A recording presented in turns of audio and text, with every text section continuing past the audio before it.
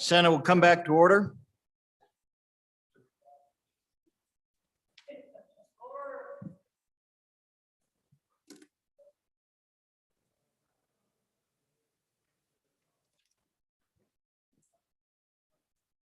Messages from the House. From the House of Representatives, March 30, 2021. Mr. President, the following bills passed the House on third reading by the votes indicated. Message number 336, Senate File 88, Ownership of Fossils and Artifacts. Go quiet for the reading clerk. Senate File 88, Ownership of Fossils and Artifacts. Ayes 50, noes 8, excused 2. Message number 338, Senate File 74, Athletic Trainer Revisions. Ayes 57, noes 3. Message number 339, Senate File 106, Transportation Statutory Amendments 1. Ayes 57, noes 3. Message number 340, Senate File 107, Transportation Statutory Amendments 2. Ayes 59, noes 1. Message number 341, Senate File number 108, Career and Technical Education Terminology. Ayes 60. Message number 343, Senate File 110, Small Claims Procedures. Ayes 60. Message number 344, Senate File 116, Wyoming Business Council Directors Reduction. Ayes 58, noes 2.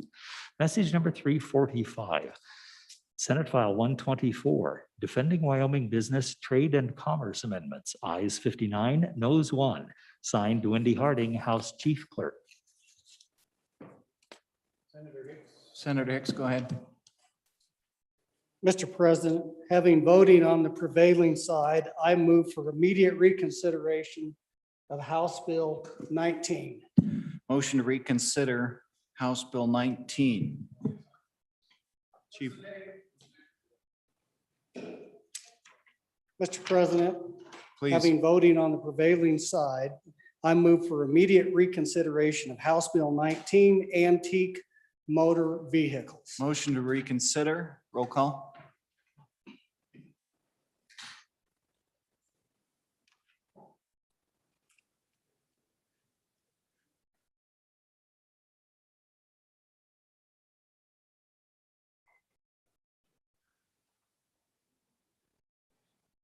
Roll call for reconsideration. Anderson? Aye. Baldwin? No. Whitman? No. Boner? No. Bouchard? No. Case? Aye. Cooper? No. Driscoll? No. No. Ellis? Aye. French? No. Murphy? Aye. Guru? No. Hicks? Aye. Aye. Hutchings? No. James? No. Kinsky? Aye. Aye. Cole? Aye. Cost? Aye. Landon? McEwen? No. Nethercott? Nethercott, aye. Pappas? Aye. Perkins? No. Rothfuss? Aye. Salazar? No. Schuler? Aye. Scott? No. Steinmetz? No. Wasserberger? Aye. Landon excused. And President Dockstader? No. Closing vote. Closing. Vote closed. House Bill 19 for reconsideration. 13 aye, 16 no, 1 excuse. Motion to reconsider has failed. Ready to move on to some concurrences? Oh, Senator Case, sorry. Go ahead, Senator Case. Mr. Chairman, or Mr. President, I'll get in after the concurrences. I think there's a couple of members off the floor. Wise observation. We're going to move to concurrences. Everybody happy what they have? Just to give you kind of a heads up where we're going with these. Senate File 13, Senate File 33, Senate File 109, Senate File 25. Everybody has what they need to work with. All right. Senator, we don't have the Senator Landon here. So we will move on to Senator Baldwin. Are you ready for message 337? What, Senator Baldwin? I am, Mr. President. Can we have that read in? Clerk, read it in. Message number 337, referencing Senate File 33, Physician Assistance Amendments. Senator Baldwin. Thank you, Mr. President. I move for concurrence on message number 337, referencing Senate File 33, Physician Assistance Amendments. What the other end of the body did is that they actually took our suggestions when we were in their committee meeting, and that was, we added one little paragraph, and we had a concern about the PAs coming out of school. They may go as long as a year without being able to practice. So we introduced a portion of the paragraph, if you read it on there, the board may adopt rules to ensure that persons receiving a temporary license under this subsection are supervised by a physician assistant with not less than 5 years of license experience who is approved by the board, or by a physician who is approved by the board. And that way it ensures that the new graduates coming out can actually have a job and have an income to start paying back their school loans as soon as they come out of school. And that was something that was in the old statutes, but was removed when we removed that supervision requirement. So I would encourage your I vote. Thank you. Thank you. Any discussion on the bill? Any discussion? All right, the motion is that the Senate do concur on Senate File 33 and vote aye. Chief Clerk, please call the roll.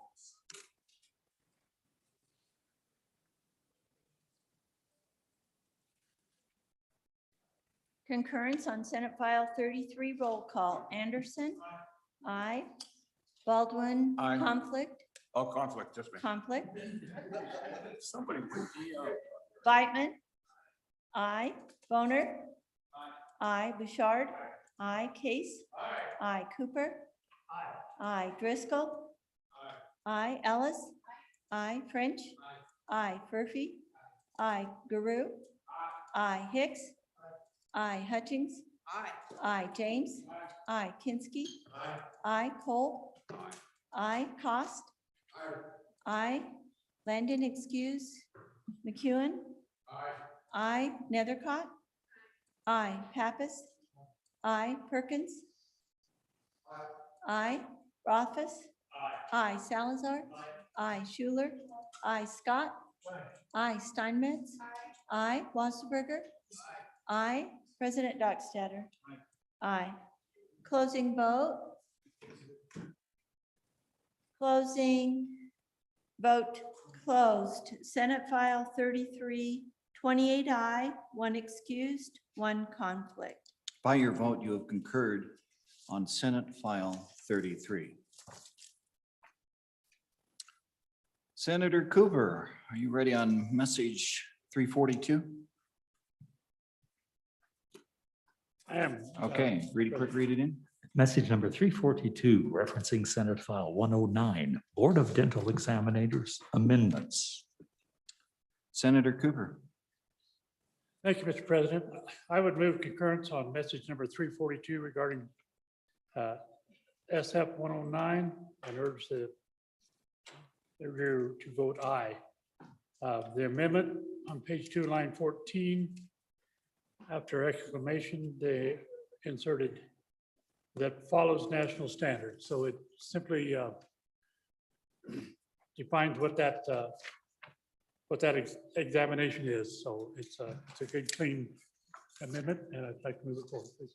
Discussion on Senate File 109 and concurrence. Any further discussion?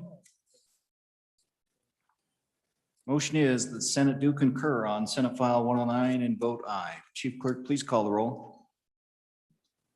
Concurrence on Senate File 109, roll call. Anderson? Aye. Baldwin?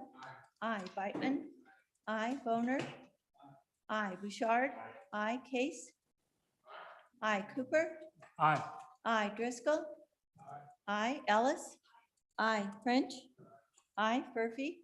Aye. Guru? Aye. Hicks? Aye. Hutchings?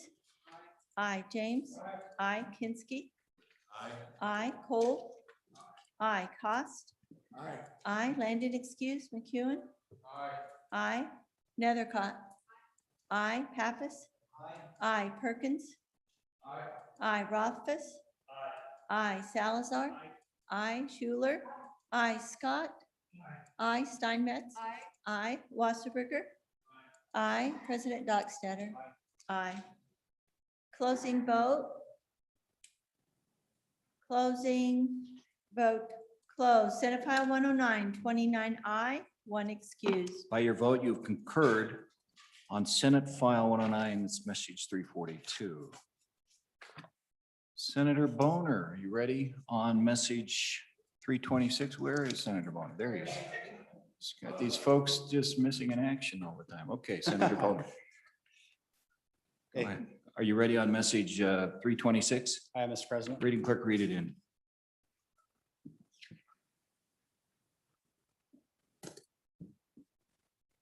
One moment, please. Okay.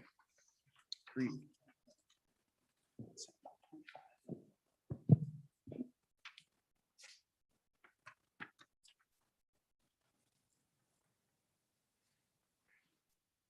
With apologies, message number 326 referencing Senate File 25, Animal Impound Proceedings, Bond and Disposition. Senator Boner. Thank you, Mr. President. I move for adoption of message number 326 referencing Senate File 25 and ask the body to vote no. Ladies and gentlemen, you'll see a nice, very substantive package of amendments, about 9 pages long. Most of those are in pretty good shape.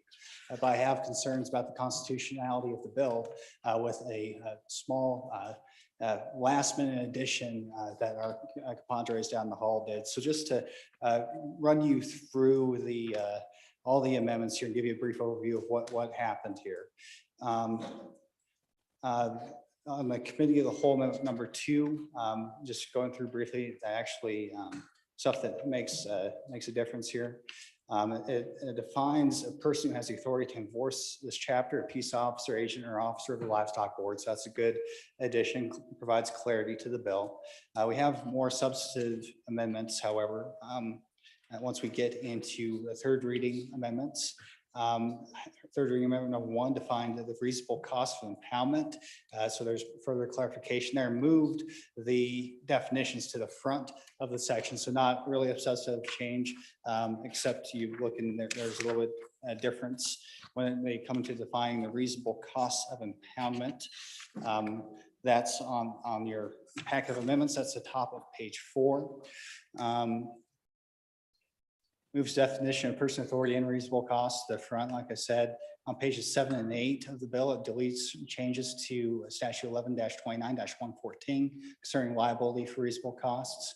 And it recreates those provisions on page 4 of the amendment. On pages 9 through 11 of the bill, it deletes references to forfeiture and replaces those with disposition. It deletes the probable cause requirement and replaces it with a preponderance of evidence standards. That's a substantive change. We're elevating that from probable cause to preponderance of evidence. It makes corresponding amendments. Third reading amendment number 2 deletes most of page 2 and the top of page 3 and replaces that language with requiring a hearing within 72 hours of charges or impoundment, whichever one comes first. So a substantial change to the bill, and that you're going to get that hearing for the bond sooner. Originally, it was a 10-day time limit. And once again, it talks about deleting the probable cause requirements and replaces it with a preponderance of evidence. The problematic amendments get on third reading amendments number 3 and 4. Once again, it changes what, the bill title is Animal Impoundment Proceedings, Bond and Disposition. This amendment goes in and it adds an additional punishment for felony cruelty to animals, which is a permanent forfeiture of the animal. You think that'd be redundant, but most problematically at the middle of page 9, there's an additional element or another, what's currently a misdemeanor, that is upgraded to a felony. And so if you look at the addition of referencing statute 6-3-2000, 1002A, that addition of Romanet 4, capital B, that is a reference to abandoning an animal. So right now that's a misdemeanor. It's always been a misdemeanor. This amendment would make it a felony if it results in the death or required euthanasia of the animal. I believe that's thoroughly outside the scope of the bill. Inappropriate certainly for a third reading amendment in the last chamber. So for those reasons, I think we can have some discussion as to the other substantive changes to the bill. I think they improve the bill overall, but that last little bit that adds a felony is problematic. And for that reason, I ask that you not concur. I'll stand for any questions. Further discussion on this Senate File 25 concurrence? Motion is the Senate to concur on Senate File 25 and vote no. Chief Clerk, please call the roll. Concurrence request on Senate File 25, roll call. Anderson? No. No. Baldwin? No. Beitman? No. Boner? No. No. Richard? No. Case? No. Cooper? No. No. Driscoll? No. Ellis? No. French? No. Murphy? No. Guru? No. Hicks? No. Hutchings? No. James? No. Kinsky? No. Cole? No. Cost? No. Landon? Excuse. McEwen? No. Nethercott? No. Pappas? No. Perkins? Aye. Rothfuss? No. Salazar? No. Schuler? No. Scott? No. Steinmetz? No. Wasserberger? No. President Dockstader? No. Closing vote? Closing. Vote closed. Senate File 25. 1 aye, 28 no, 1 excused. By your vote, you have failed to concur on Senate File 25. Conferees will be appointed after Committee of the Whole.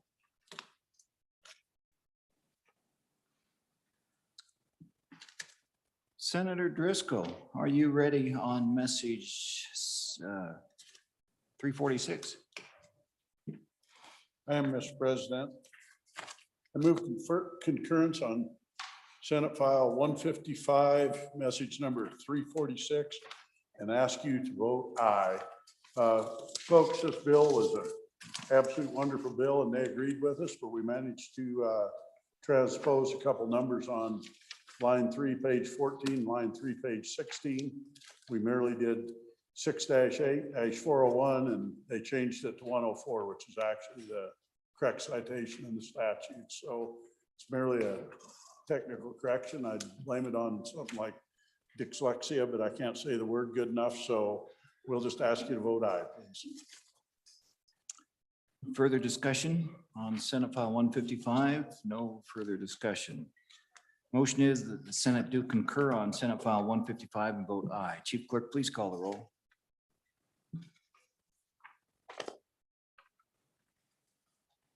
Roll call and concurrence for Senate File 155. Anderson?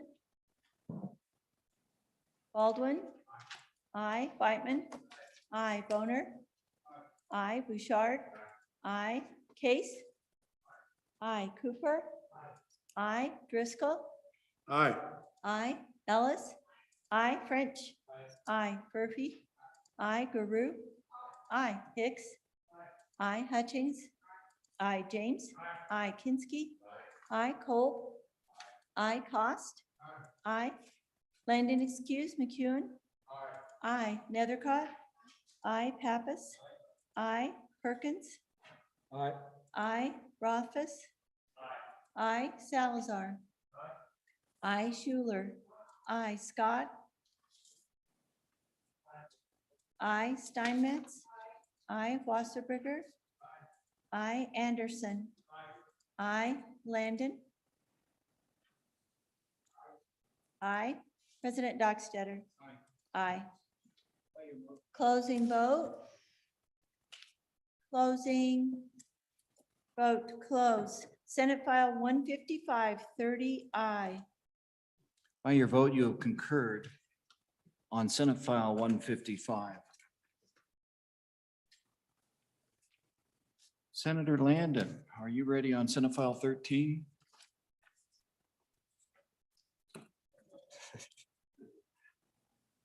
Barely, Mr. President, but I was giving you by at least 2 golly. minutes. thank you, Mr. President. I would move message Thank you. Be ready. Yeah, if you're ready, then we'll have it ready. Should we read it in? Yeah, I let's was thinking we should. making read sure it in. you're ready. Got you settled in, so, okay, reading clerk. Message number 296, referencing Senate File 13, abandoned vehicles, towing service liens and titles. Senator Landon. Thank you, Mr. President. Sorry to jump the gun there. I would move concurrence message number 296, referencing Senate File 13, abandoned vehicles, towing service liens and titles. And fellow senators, what the other side did with this, they got the bill a little bit wet, but I think it can dry out and be okay. What they did, they went into page 11, and you might remember that we talked about towing and recovery and the cost of services when that happens to an abandoned car or one that is unclaimed or unattended. And what the other side did, they went in and upped the limit that those allowable expenses for that storage unit shall not exceed. The Senate had $760, and what the other side did was to raise that to $1,000. They then eliminated the rest of that paragraph, which related to 180 days that you could not accrue up beyond that. But with that $1,000 limit, fellow senators, I think it's a bill that meets the intent of how it left here in the Senate. So I would ask for your concurrence on Senate File 13. Thank you.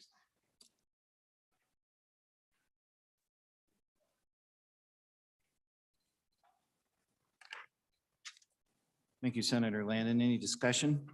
Any questions for Senator Landon? All right, the motion is that the Senate do concur on Senate File 13 and vote aye. Chief Clerk, please call the roll. Concurrence vote on Senate File 13. Roll call. Anderson. Aye. Baldwin. Aye. Beitman. Aye. Boner. Aye. Bouchard. Aye. Case. Aye. Cooper. Aye. Driscoll.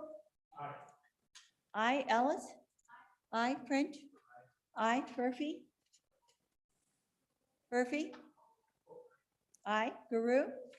Aye. Hicks. Aye. Hutchings. Aye. James. Aye. Kinsky. Aye. Cole. Aye. Cost. Aye. Landon. Aye. Aye. McEwen. Aye. Nethercott. Aye. Pappas. Aye. Perkins. Aye. Rothfuss. Aye. Salazar. Aye. Salazar. Aye. Scott. Aye. Schuler. Aye. Steinmetz. Aye. Wasserberger. Aye. President Dockstader. Aye. Closing vote. Closing. Vote closed. Senate File 13, 30 aye. By your vote, you concurred on Senate Jimmy, File thanks for looking at that one. Sorry about that. By your vote, you concurred on Senate File 13.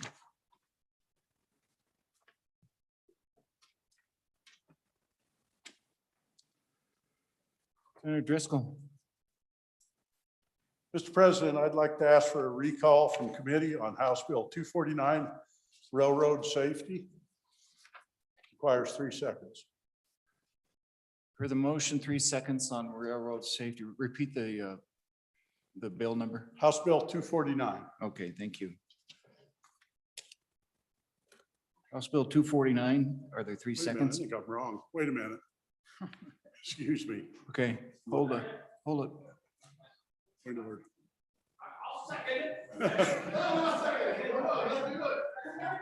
I might have the wrong Whoa, whoa, bill whoa. time. Let me pull it. Stand at ease, stand at ease. They didn't give me the bill time. Do you want to bring that up in a moment or two, sir?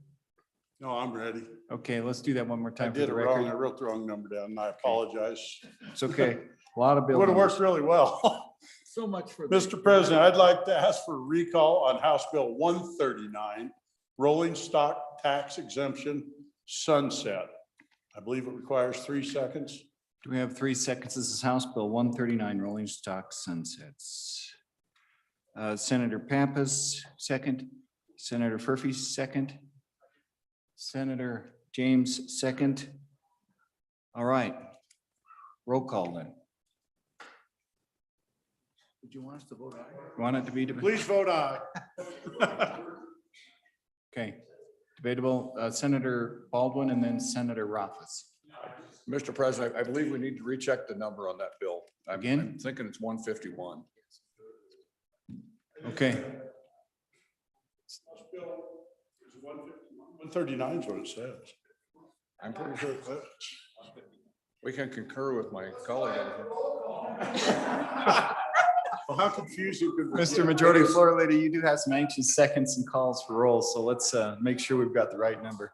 Yeah, let's make sure we're doing something. 151. Yeah, I'm sure it's 151.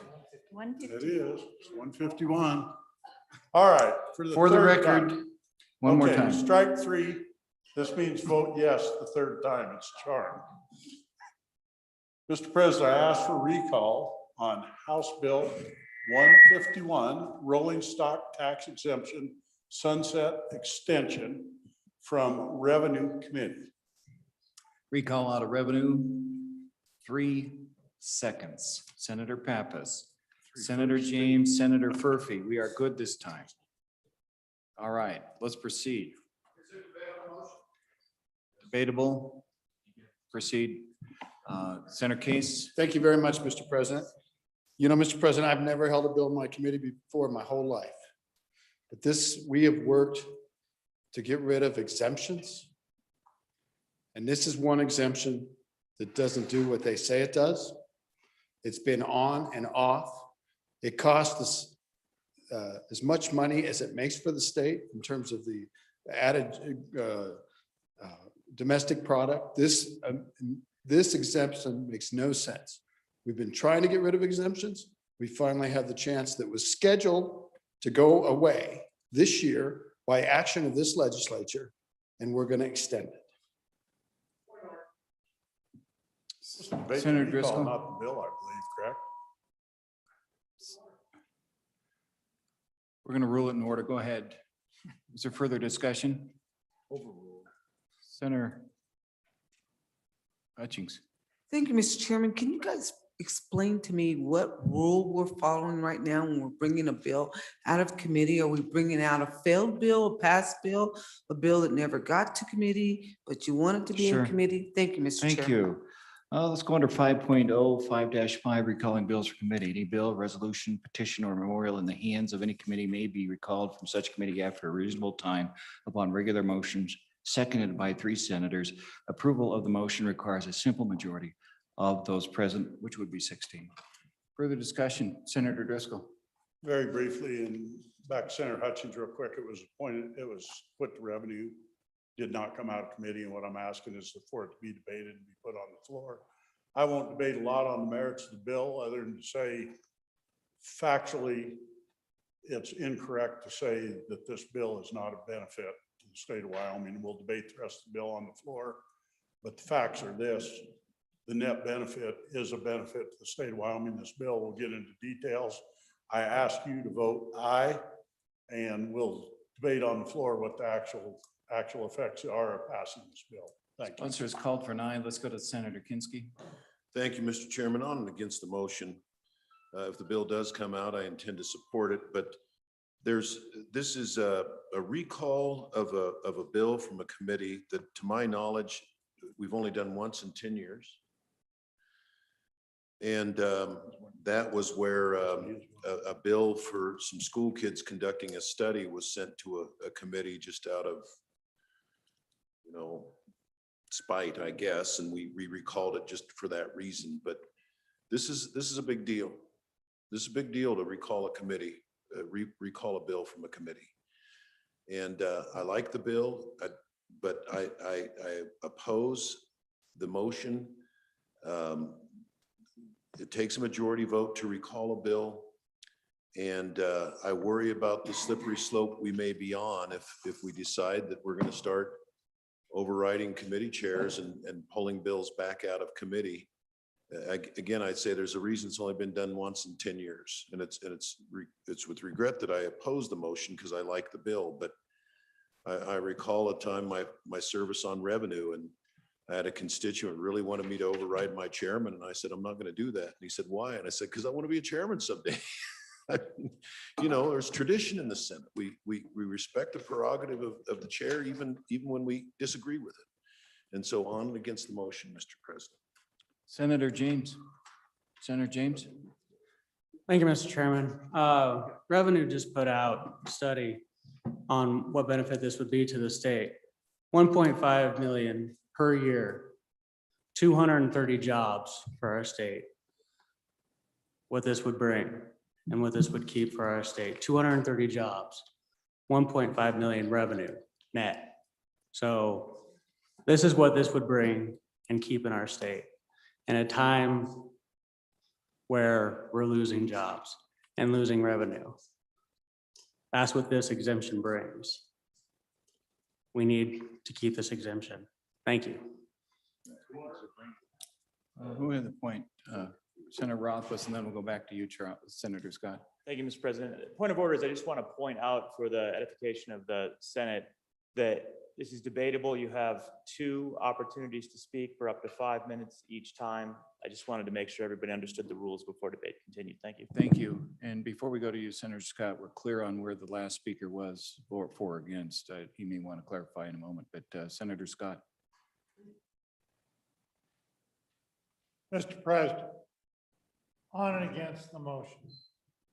Mr. President, the process here has always been to utilize our committees in dealing with these bills.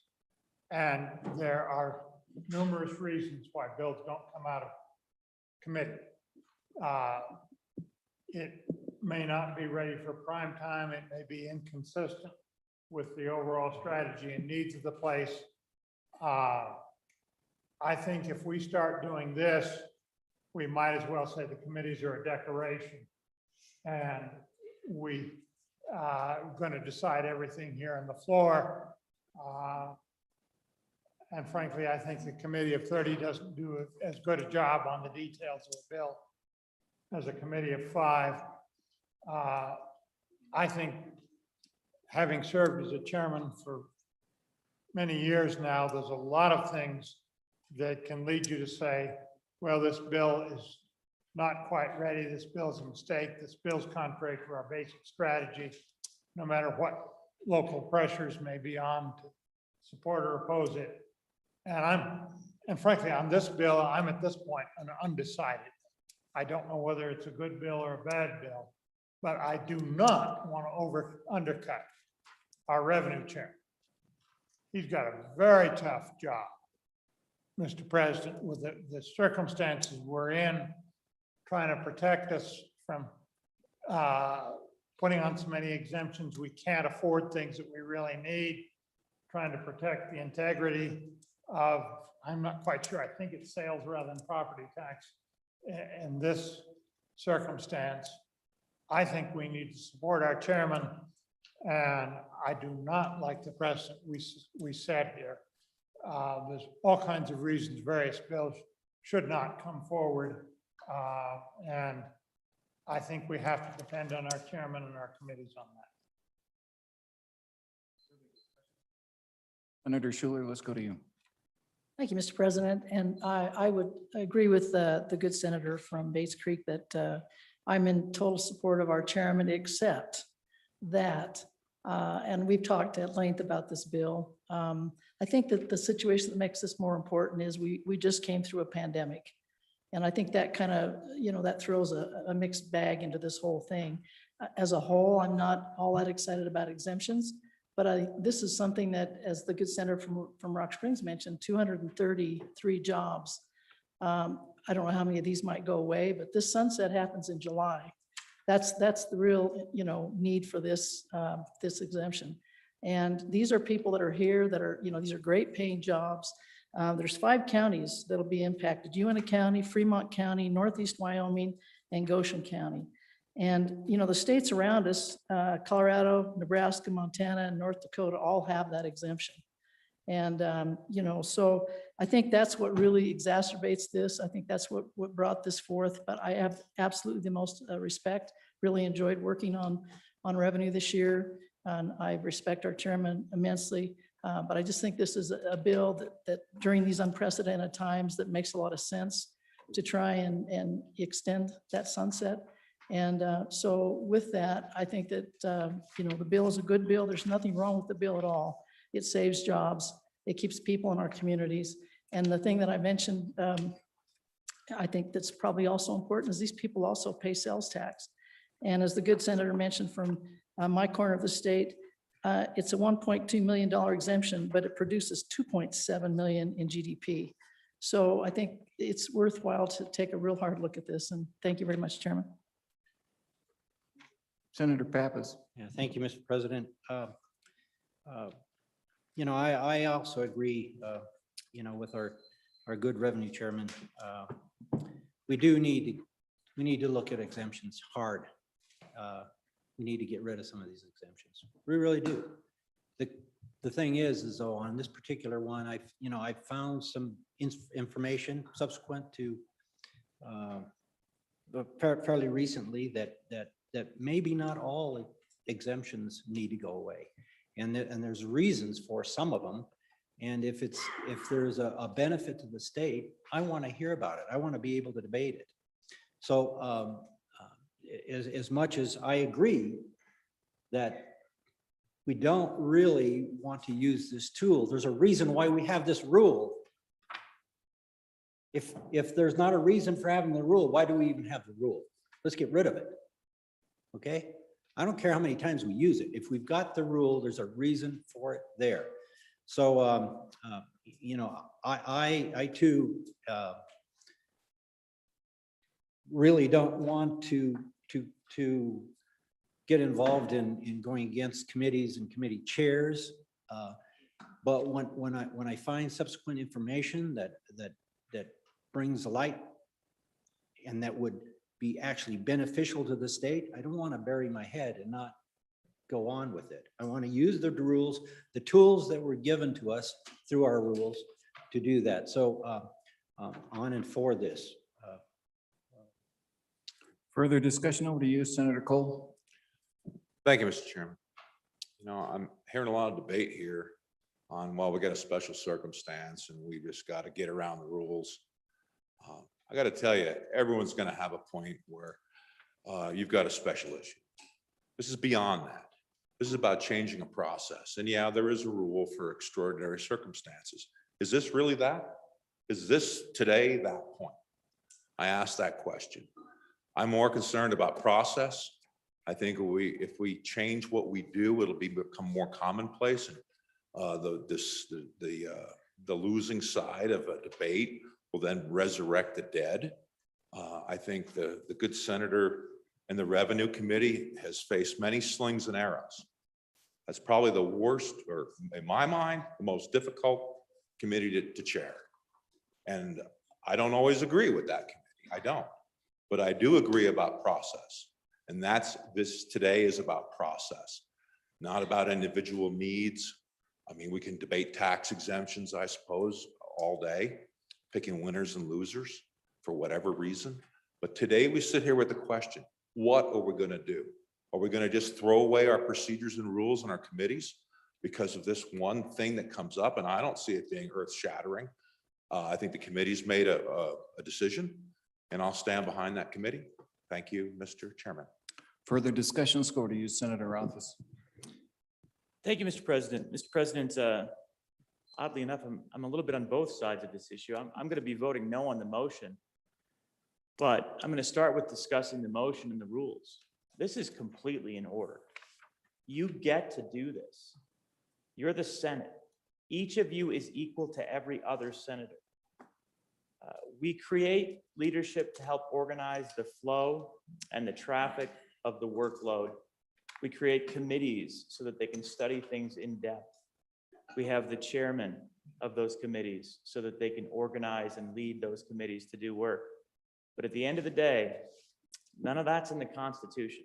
You are, all of us. We're in the Constitution as co-equals. Each of us with a vote, each of us here to represent our constituents. And pretty much anything we want to do can be done by a majority vote of the body. That's not by accident. When you look at the rules, you'll find most everything is governed by a majority.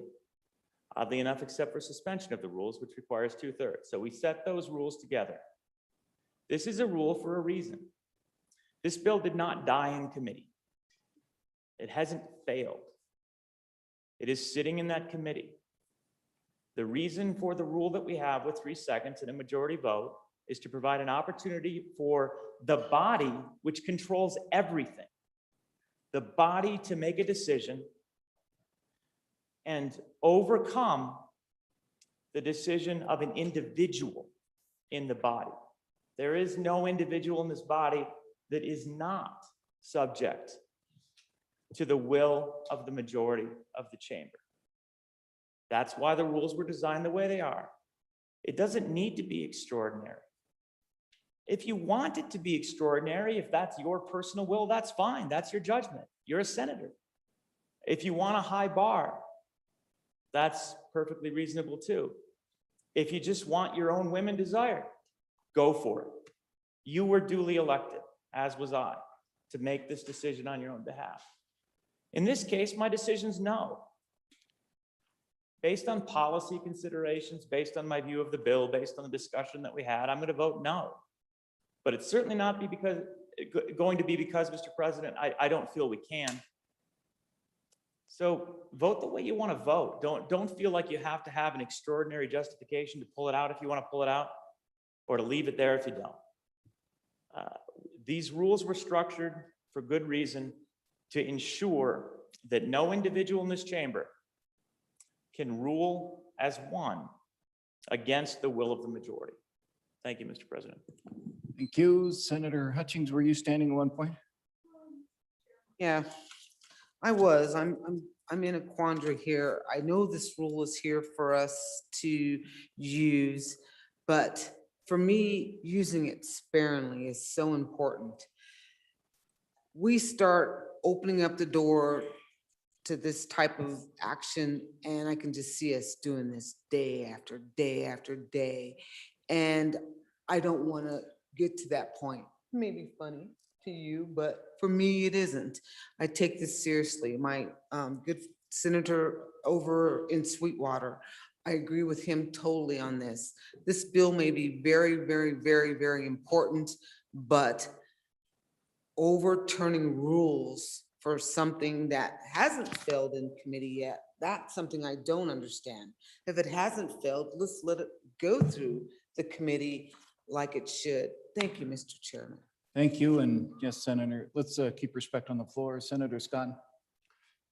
Mr. President, for my second time, again, on and against the motion. I've been sitting here trying to remember when we've done this before.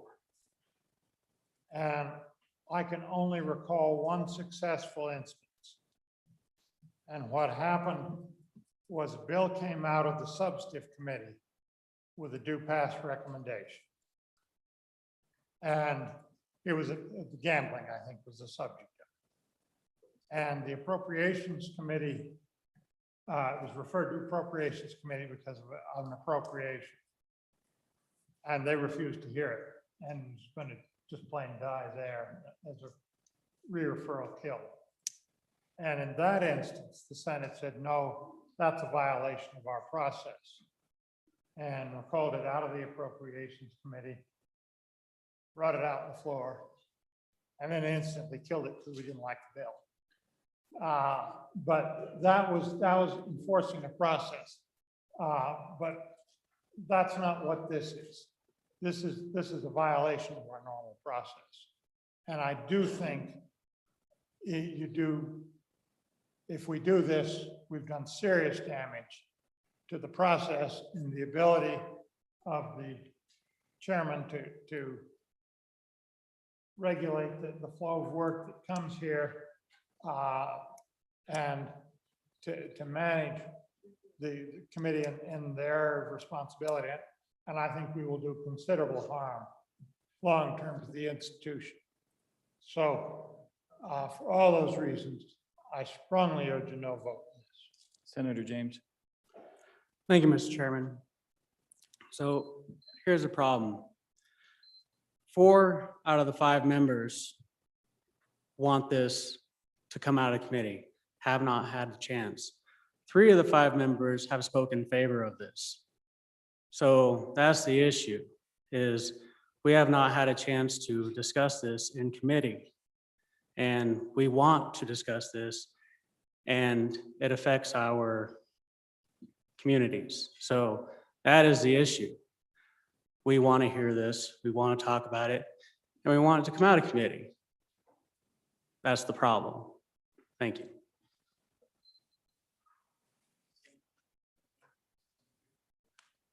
Do this before we go back to the sponsor, Senator Bouchard. Thank you, Mr. President. I think we should respect the fact that that rule is there. We all voted on that rule, those rules. They're there for this reason. I think we should respect our colleagues that want to do what they're doing here. This isn't nefarious. This is bringing it to the body and seeing if this is a benefit for our communities, for our state. So, I mean, when I hear people talk about the rules, well, everyone in here voted on those rules.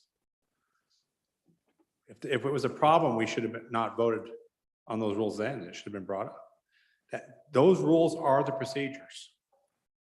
We're doing it now. It's not bad. This isn't about friendships and relationships. This is about doing what's right for our state. Somebody's gonna maybe get their feelings hurt. I've always said, man, want a friend in politics, get a dog. Come on, let's do what's right for the state. On and forth. Okay, let's move over to Senator Case. The chairman, I'm going to Senator Perkins that way. Senator Case. Mr. President, thank you very much. There's a report on this exemption, and you'll see it's one of the worst exemptions we have. In fact, the cost of the jobs, and they're not 200 jobs, there's an econometric model the runs were made, about 33 jobs hinge on this exemption. Not 200, not over 100. It's right here in the report from the Department of Revenue. The cost of those jobs are $37,347 each in sales tax foregone. We voted on this to eliminate this exemption. We've been on a crusade to try to eliminate exemptions. And I have a new committee. I love them dearly. I respect them if they disagree with me on this. And Mr. President, I have never, ever done this. But a bill comes to you and it's stacked. And every community wants their exemption, Mr. President, but it doesn't make any sense. Thank you for the debate. I agree totally with my good friend from over the hill. This is just part of the process and it's okay. We feel better after this. I lose this, fine. We'll have a good debate on the floor. No worries. I'm bringing another motion on another bill right after this. So, and I'm going to be standing in the opposite position. It's part of our process and it's okay. Senator Perkins. I'll be quick. When we talk about process, I can just give you an example. About 8 months ago, I was sitting in that chair, Mr. President, presiding over a special session. And there was a bill that came up, or at least a motion into a bill, which I ruled from the chair as the president, then president of the Senate, that it was out of order and beyond the scope of the bill. That ruling was appealed to the Rules Committee that upheld my ruling, which was then appealed to this body, who then promptly overruled me. Did it do damage to the institution? Did it? Though anybody who's here, I don't think anybody thought that damaged the institution. Was I miffed? A little bit, but I got over it. Thank you, Mr. President. Memories, memories. Okay. Senator Driscoll. Mr. President, wow, this is difficult. I'm gonna tell you why. A good friend in the corner said, it's not the first time you're gonna hear this motion. It's gonna come again today. I knew it was coming again today. I was the one actually in the last 10 years that used it. It was to drag a really a stupid bill out. Really an interesting one. It was done in an interesting way in its process. Had a president that was kind of putting his thumb on me. And he took a 2/3 introduction bill that came from a little school. And all they wanted was for it to go to Ag Committee. They wanted a chance to hear it. And the president put it to Journal. And I thought it was wrong. Our kids haven't been to the Capitol in 30 years. And I appealed to this body and he said, how stupid is it to have a high school bill over a state shrub during the budget session? Folks, it came out of that committee. It got enough support. It's now state law. I think it was the first bill that was signed that had our entire congressional delegation, all 5 officers there. It changed our town. So as far as process goes, our process is to do things right and do them the right way. And the talk I'm making is going to haunt me. Folks, I sat on a bill here about a week ago. Got several thousand emails. My phone box is full every day over it. And this argument's going to turn, it's going to come tear some pretty good chunks out of me. So I'm arguing why you ought to consider to do it.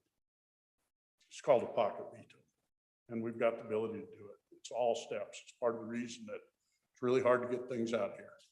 President wants to hang something up, he can do it. Majority floor leader has a lot of power to be able to do those things.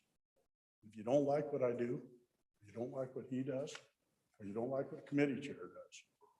By the way, high respect, beyond high respect.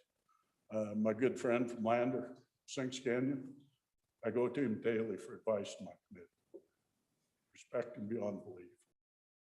But I think the right thing, and that's why I didn't debate the bill when I got up here to start with. We're starting to go around the room and debate the bill.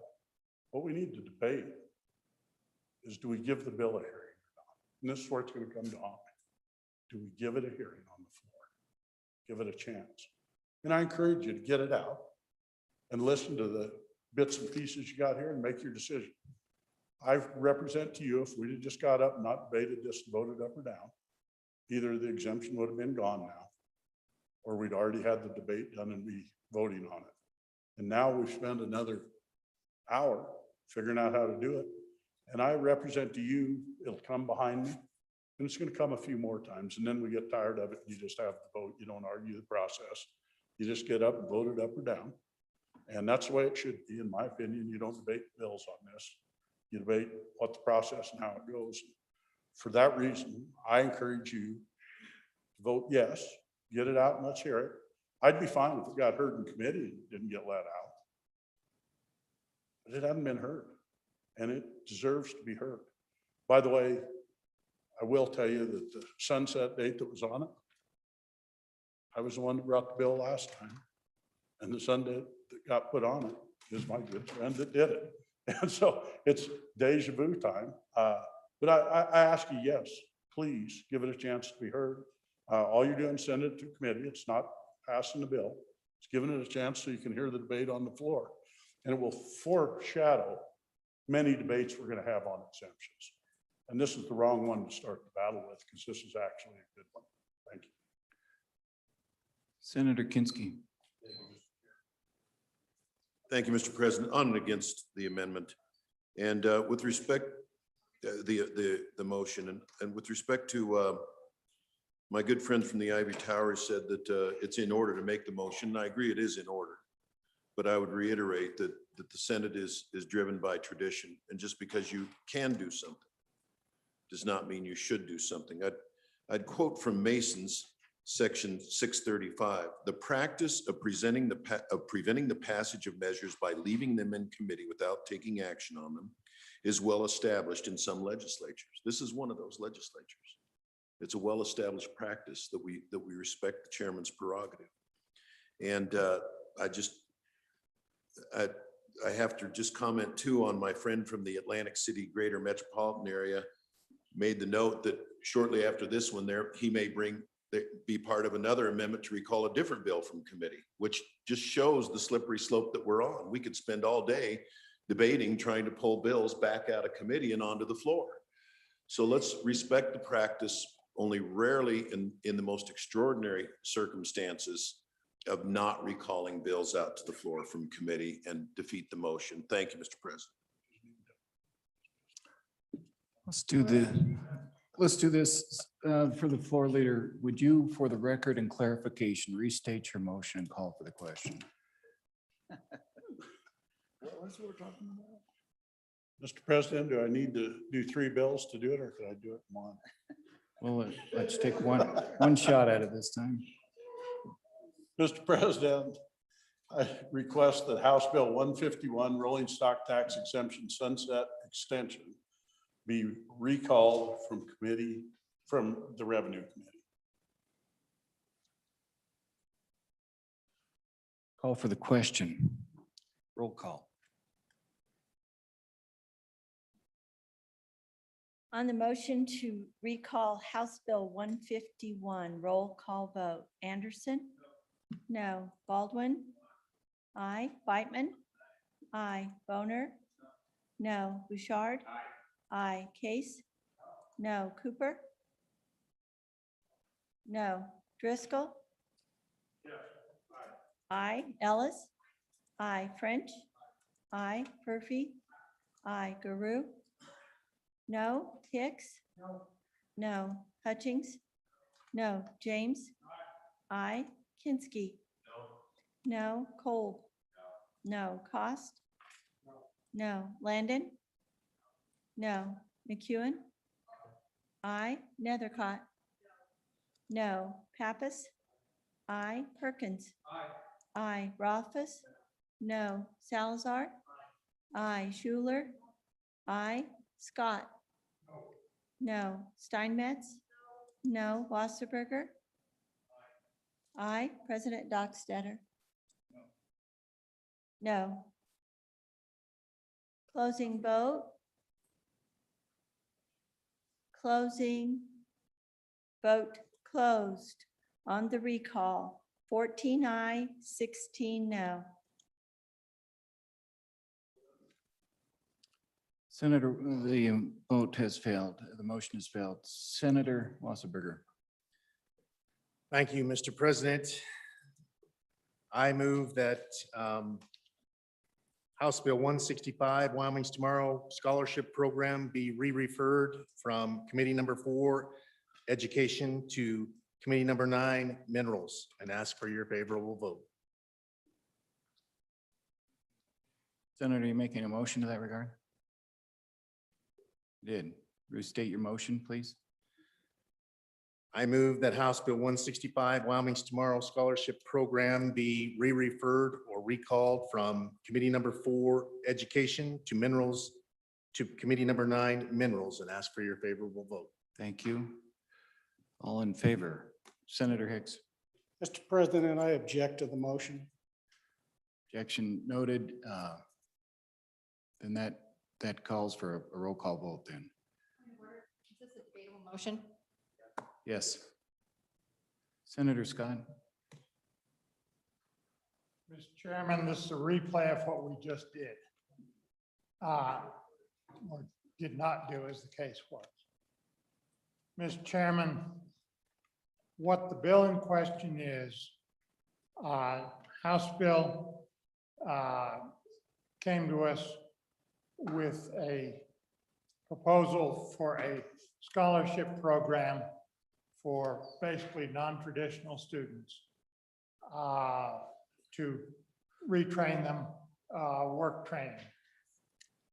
It has in it a $100 million raid on the Hathaway Scholarship Endowment to fund the thing. We heard it in Committee 4 on I think it was Wednesday, previous. It was before we got to the recalibration bill. There was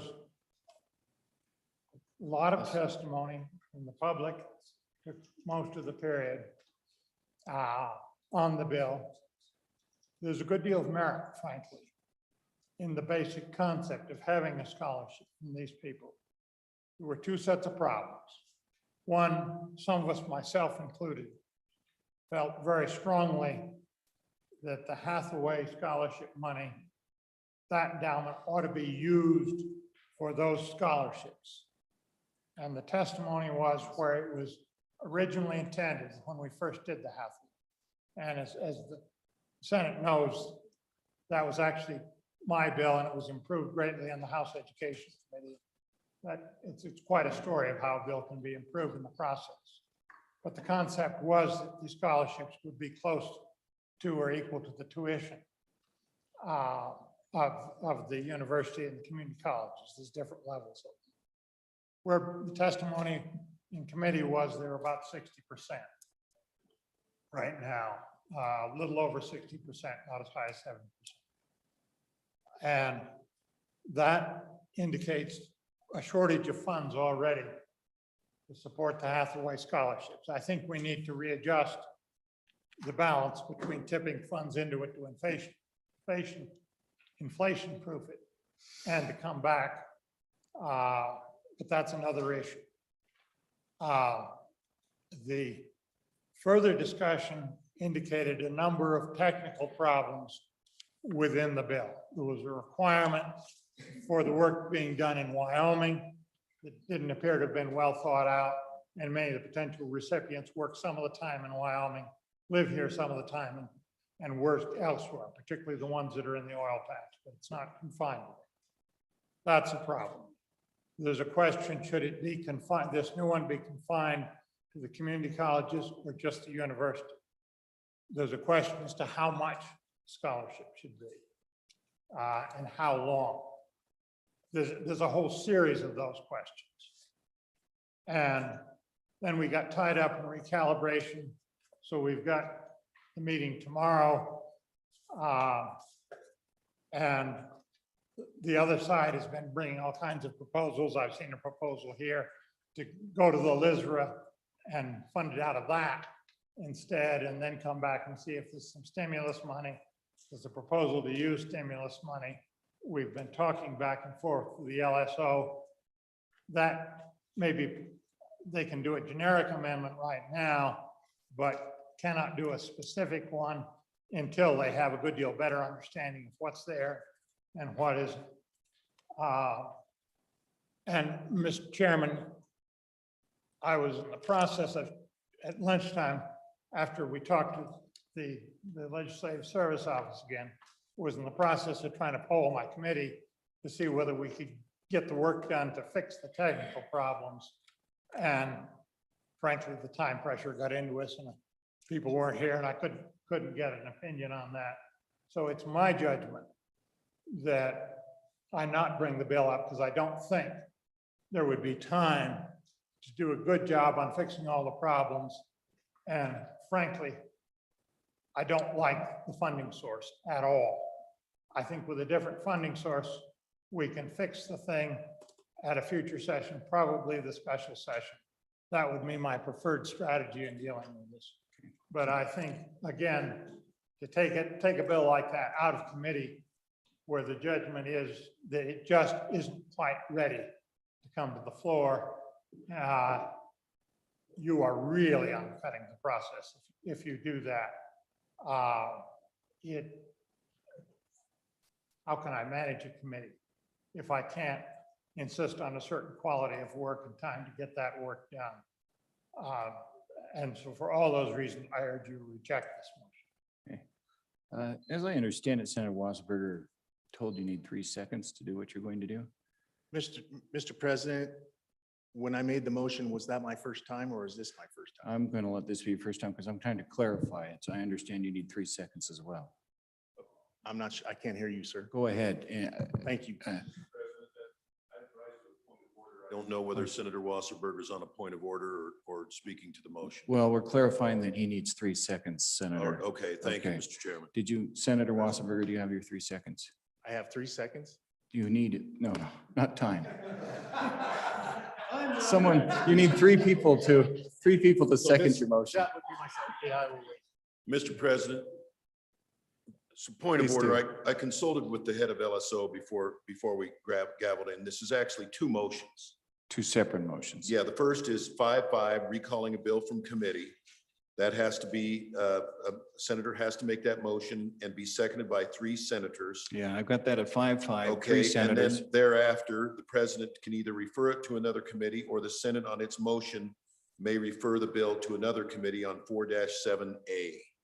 So they said it would be 2 motions. First. 2 separate whether motions. So he has a motion now that requires 3 seconds. He has a motion to recall, and thereafter, if that Motion to recall. succeeds, there'd be discussion, either you to sign it to committee or there'd be a motion Are there 3, to send it to a we have committee. 3 senators that will second this?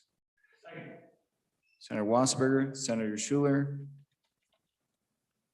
Senator Landon. You have your seconds now, Senator Wasserberger.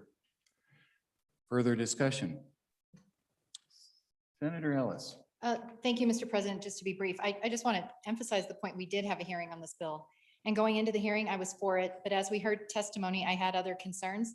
Other options I'd like to see is what if we just limited this pathway scholarship to community colleges, starting small and then having the conversation later on about its potential growth. And then just as the source of revenue. And as I think we're all familiar from the federal stimulus that we'll see through this next round of COVID relief, we may have some funding opportunities that'll change the landscape of how this scholarship might be implemented. So it's just a very different situation. In my view, we had a hearing on it. And I think if you were to poll the members of the committee, you'd see more opposition that wouldn't bring it to the floor. And so I would just ask for us to do our job and have more time to review the bill. Thank you, Mr. President. Thank you. Let's make sure we have quiet in the chambers for these discussions. Okay, further discussion on this. Senator Wasserberger, will come back to you, the sponsor. Thank you, Mr. President. Essentially, I'd like to answer some of the questions and statements that have been made. I think the comment was raid on the Hathaway. The fact of the matter is, since we started the Hathaway, the fund has grown by $200 million that we're not really using.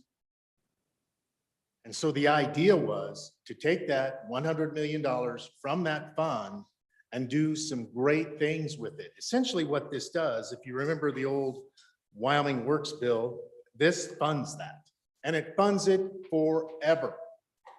However, what I would like to say is we believe that we can find another funding source other than the Hathaway. And we have offered amendments. Those amendments have not been worked. No vote was taken in committee. The bill was never worked by committee. It was laid back.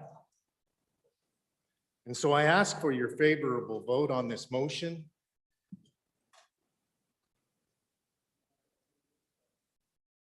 The idea that the next few years, we're going to have all kinds of issues within our state as we deal with a new economy based on decisions that are coming out of Washington.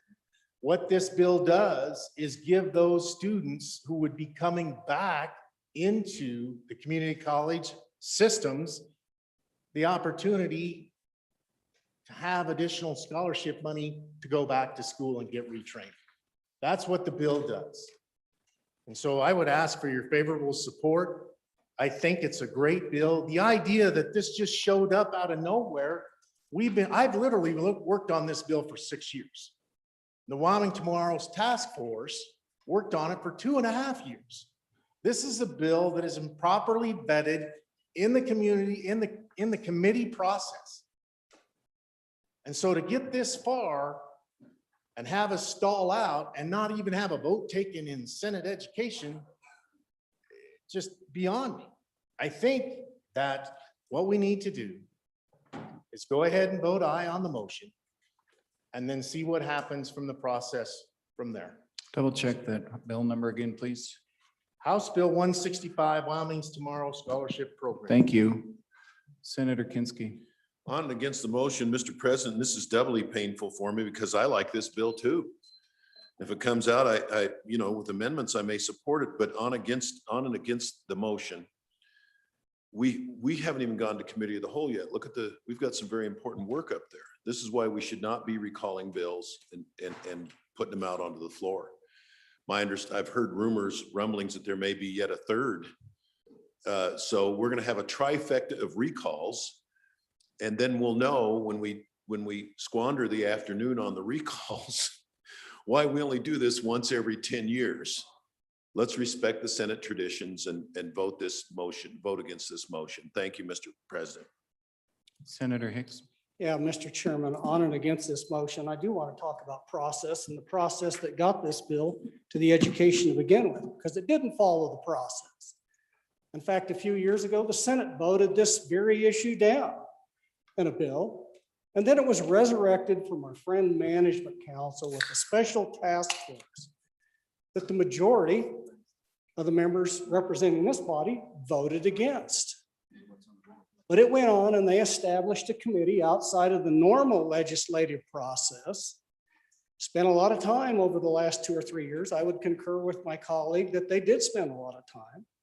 This is the genesis of that, of not following the process. When we voted this down, then it was brought back against the majority of the members on Management Council that represent this body. And now we have this bill before us that's been given a fair hearing through the Education Committee. The Education Committee is where it probably should have been 3 years, 4 years ago when this started. But it didn't go through that process, Mr. Chairman. So that's the process that got us here today. On and against the motion.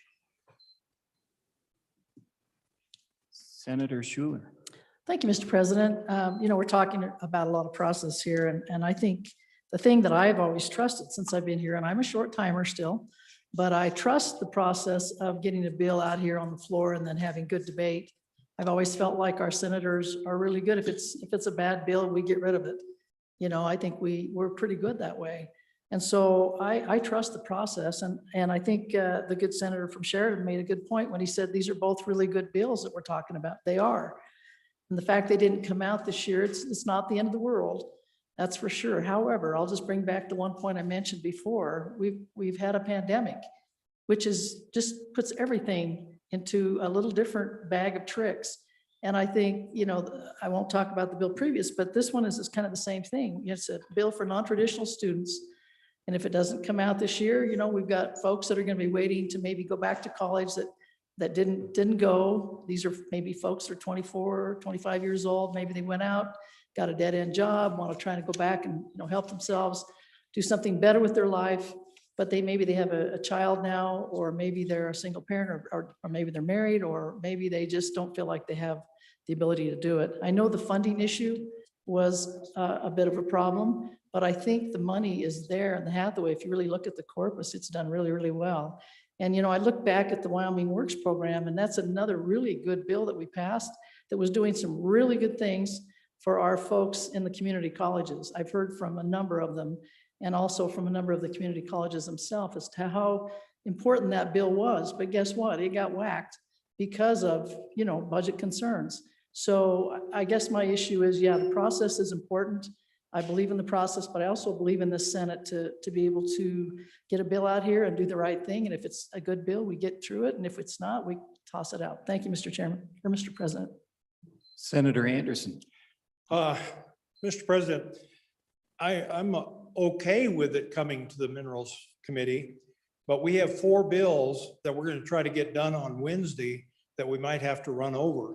And if we get this bill, we'll have to run on over, because I think Wednesday is the last day we can get these out. So it might be problematic getting it out of the Minerals Committee also. I'm in favor of the bill. I do like the bill and I want to do something with that, but I'm not in favor of going against the process and taking it away from another committee. Thank you. Thank you, Senator. You're correct on Wednesday. I was just conferring with the chief clerk on that day. Senator Perkins. Thank you, Mr. Chairman. On in favor of the motion. Mr. President, as we've talked about this, and as I've looked at the bills and as we looked at the bills we worked the last couple of days, I think it's a matter of priority. I would rather work on this bill, which I think has potential to have a great legacy for this state. When we talk about returning, we talk about disruption that's happening in our state from the changes to our economy. We better darn well find a way to retrain our people. It's not just the disruptions from this administration, it's the disruptions for our economy. Our economy is changing. The Wyoming economy has got to change with it. Some of it's going to be driven politically, some of it's going to happen because it's market driven. But we better darn well have a way to retrain our people and get them back to work. If this bill comes out and it's worked and ultimately it ends up with a rate on the half the way, I'll be the one to stand up and lead the charge to kill it. But I think there's some opportunities with ARP and some other, particularly with the ARP funds that are out there, that we could have a lasting change to affect us going forward. And I think that it's a matter, for me, it's a matter of priority. I think we ought to work on the most important bills. If we can get this into shape and we can get it in a manner where we can move it forward, then I'll vote for it if it gets to third reading, I'd vote for it third reading. If it wasn't ready or I didn't like it, or if I didn't like the funding on it if it got to third reading, I'd vote against it. But I look at all the stuff we're doing and what we've worked on this week. I think this is a higher priority because it does something for our people. It gives them a chance in this disruptive economy as we watch employment UI claims grow, as we watch our traditional industries continue to deteriorate. We're fighting that delaying action, but ultimately we still need an opportunity for our people to get retrained and go to work. Thank you, Mr. President. Further discussion, over to you, Senator Landon. Mr. President, thank you. I wasn't going to rise on this one, but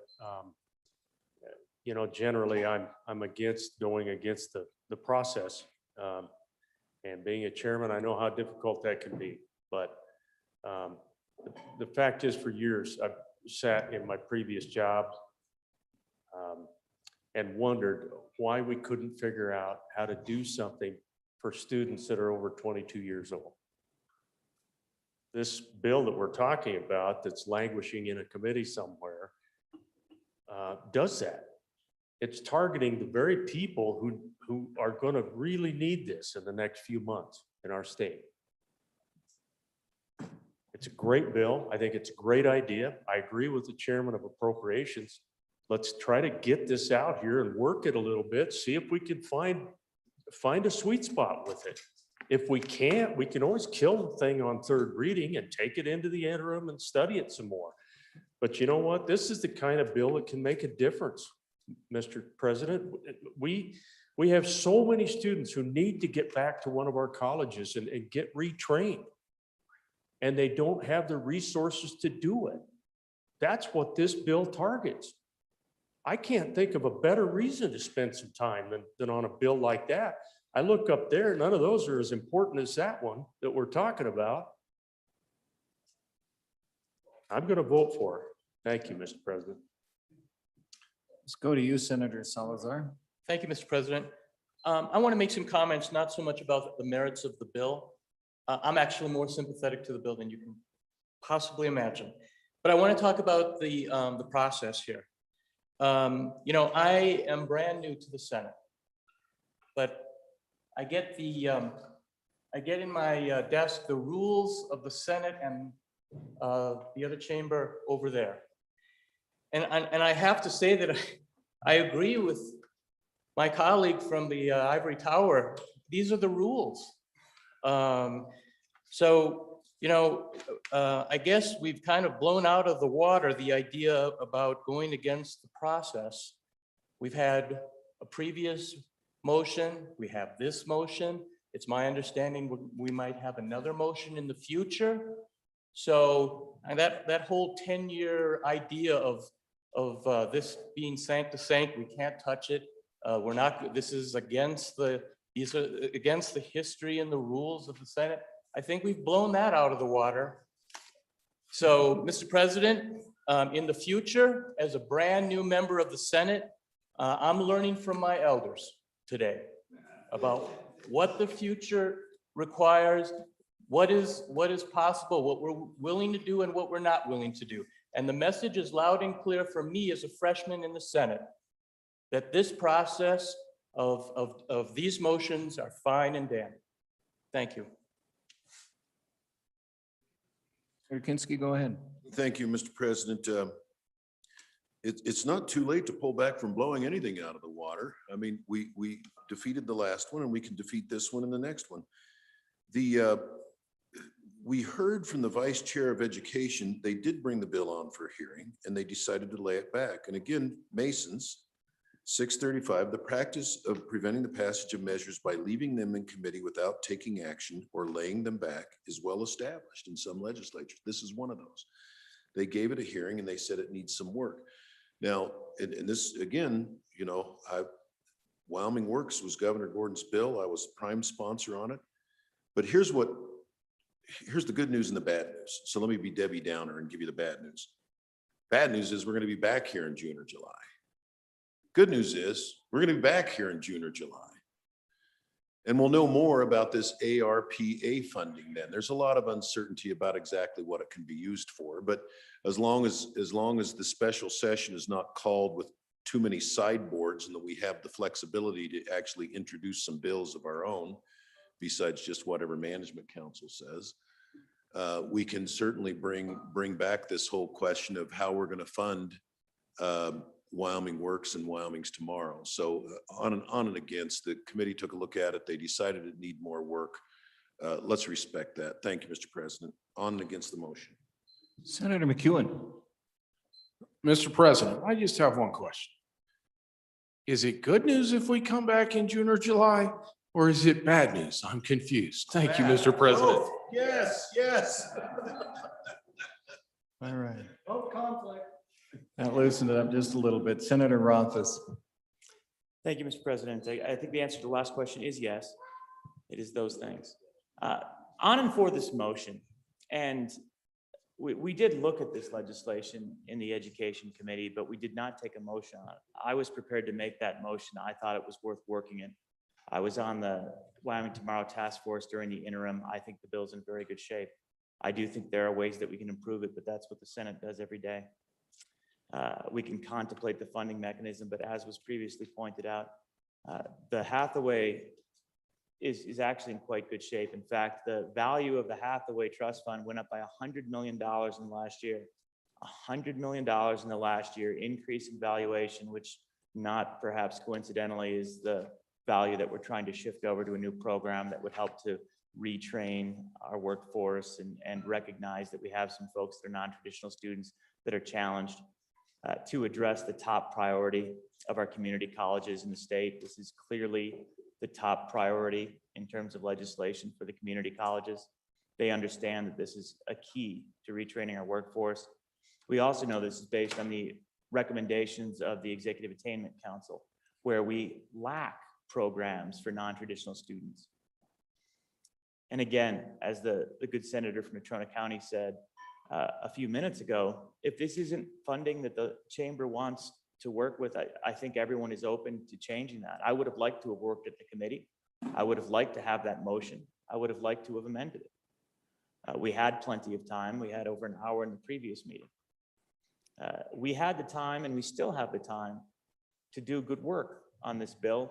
And I think, again, looking at what we've got ahead of us on the Minerals Committee, knowing that 2 members of the Wyoming Tomorrow Task Force that have worked with this bill are on that committee, this is a high priority. This is worth doing. And I'd appreciate it if the body would provide us with the opportunity to meet that challenge, work with the chamber and try and put forward a good piece of legislation that will help the citizens of Wyoming more than, as noted, probably everything on the board and the rest of the stuff we're considering.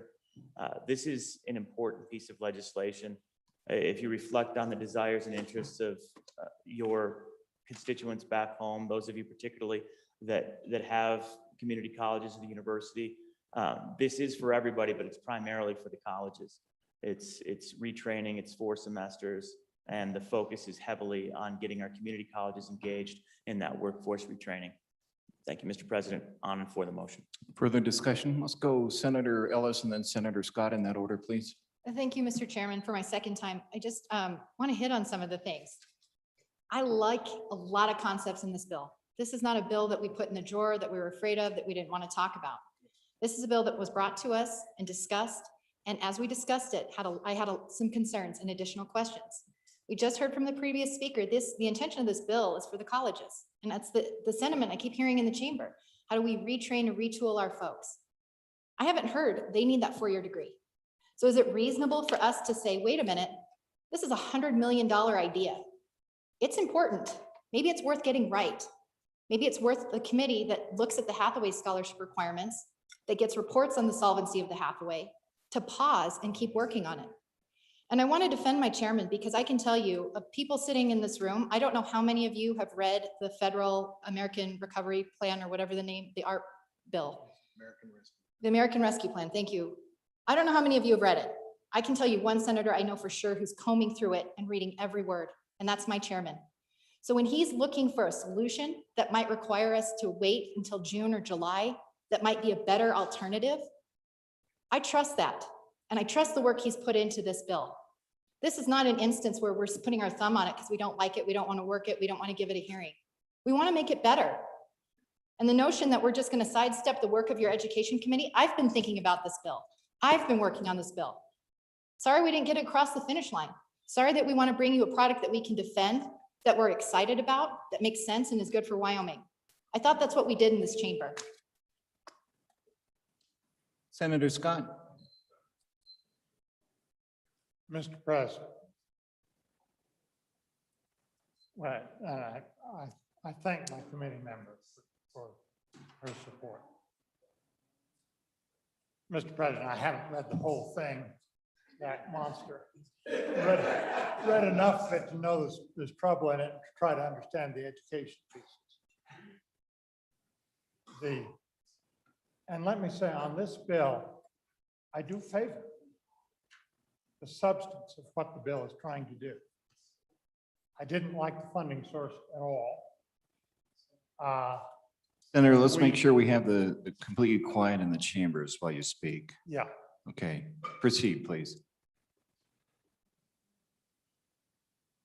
And Mr. Chairman, we heard the bill at length. There was a lot of testimony, and I will admit I let them run to talk about this because frankly, I had not heard this bill was around or existed or that the task force existed before. There's so many task forces, frankly, I do lose track of them. We did have a lot of testimony. There was some considerable confusion on the bill. When the testimony ended and we went to the committee discussion, the brief discussion was apparent there were some questions about some of the substance of the bill. And we had 15 minutes before the gavel came down up here. And I decided at that point, we didn't have enough time to do it justice right. Was not enthusiastic about taking any motions in the bill because it wasn't ready. And I told the sponsors if they could come up with a better funding source, I'd bring it back. And I've seen several suggestions. There were raids on this, that, and the other fund that I thought would get us in trouble long-term. It looks like we may have found one if we give enough time so that it can be worked out properly. I mistrust just a generic amendment. I want to see the specifics. So I think the better strategy for getting a good bill and a product we can be proud of is to come back. I understand there'll be a bill that they expect at the general session on how to spend the leftover money. This will be a germane amendment there. And then we can work out the administrative details later. I think that's the better strategy. Now, I think part of my duty as a committee chairman is to try to bring things to the floor that are ready where there isn't a better way to approach it. And also to dispose of bills that are bad, but this one is not bad. It's got some problems, but with time, they are fixable with understanding of what the feds did to us in that stimulus bill. I think it's fixable. So I would urge you to have, and I'm making a personal request. If you don't have confidence in the way I handle a committee, okay, I can understand, we'll get somebody else. But I've got to be able to manage a committee to bring you good work here And I don't like to put bills out of committee that frankly I think are not ready. And this is a good idea that in my judgment is not quite ready for prime time, but will be either this summer or next year at the budget session. So for those reasons, Mr. Chairman, I ask for a no vote. Thank you, Senator Wasserberg. Thank you, Mr. President, for my second and final time. We've heard some great things about this bill. The bill does incredible things for those people who need to get retrained in our current economy as we see things switch from maybe a minerals industry to something more current in this century. And I think that this program does that. I think it has been vetted. It has been worked. There have been numerous committee hearings on this bill. This bill essentially started with the Executive Education Attainment Council and moved from there. We believe that we have an amendment that will answer the funding issue that is objected to by the good education chair. And so I would ask you to vote aye on this motion, and then we'll move this bill forward. We have literally another committee hearing, but then also 3 readings on this floor for this bill. And so if you don't like it at the end of the day, you can vote no if you don't like the funding source.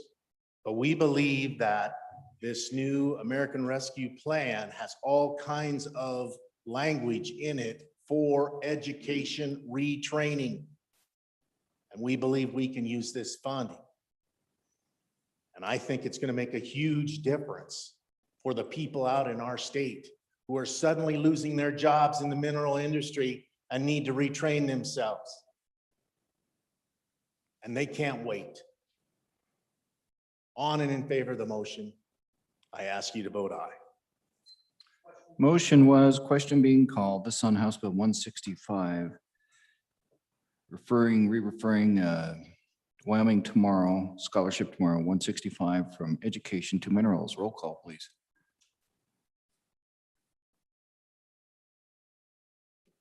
Roll call on recall of House Bill 165. Anderson? No. Baldwin? Aye. Beitman? No. Boner? No. Bouchard?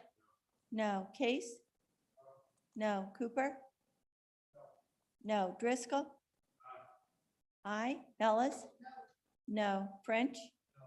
No. Furphy? No. Guru? Aye. Hicks? No. Hutchings? No. James? No. Kinsky? No. Cole? No. Cost? Aye. Landon? Aye. McEwen?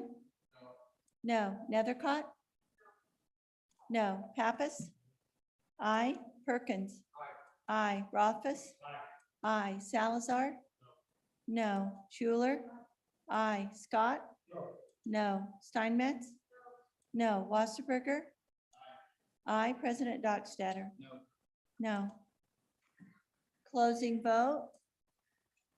Closing vote close. 10 aye, 20 no. Recall of House Bill 165, moving from education to minerals, has failed. Go ahead. Well, then we'll go over to Senator Case. Let Senator Case go. I'm going to ask that we stand to the sound of the gavel. You can do that Senator now. Case, let's go ahead and have Senator Case's project.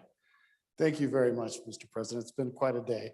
I would request that House Bill 162, Medical Treatment Opportunity Act, be re-referred from committee number 10, Labor, to committee number 3, Revenue. It's a request. Absent objection. House Bill 162, let me just read it again. House Bill 162. Read that title of that bill again, please. Mr. President, it is House Bill 162, Medical Treatment Opportunity Act. The sponsor is Romero Martinez from our good friends down the hall. All right.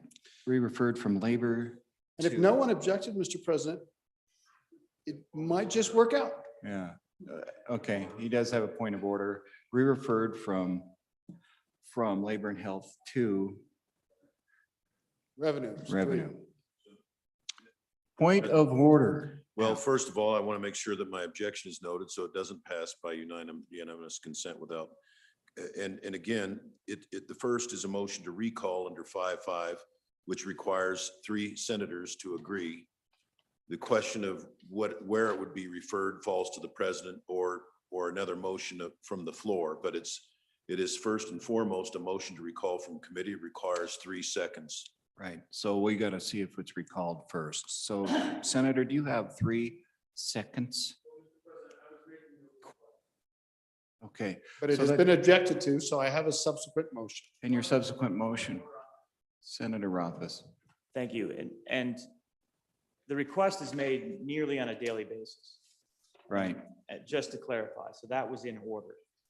With the objection. And that falls then it under goes to the 4.7. 5.5. So just to be clear, it was in order. The objection was in order. Now it falls back to an alternative objection. Senator Case, do you have an alternative? Yes, given the objection, Mr. President, I would ask that we recall House Bill 162 Medical Treatment Opportunity Act out of the Labor Committee, or the Labor Committee number 10. And you have 3 seconds, sir. We have Senator Rothfuss, we have Senator Baldwin, and we have Senator Guru. You have your 3 seconds. Senator Case. Mr. President, I don't know about you, but I was sent down here to make the tough decisions and have the tough debates. And I think this is an important item that needs to be discussed, needs to be discussed in committee, and needs to come out on the floor. So this is Medicaid expansion, everyone. Debatable like the past, so. It is debatable. Could have just re-referred it and it wouldn't, without objection. But anyway, here we are. We did have an objection though. So We certainly did. it's debatable. No, Senator Hicks, Vice President. Question. Oh, we have a question. Question is, pulling back House Bill 162 Medicaid treatment opportunities referred to from labor and health to revenue. Go ahead, Senator Rothfuss. Thank you, Mr. President. On and for the motion, and again, I know we've been through this 2 or 3 times here, but that doesn't diminish the importance of this motion, doesn't diminish the importance of this issue. This is a piece of legislation, it's identical to a piece of legislation that did already pass out of committee, came to the floor, and then wasn't considered on general file. It has passed, a little bit different. This is a piece of legislation that is, again, probably the most important thing that we're considering this session realistically.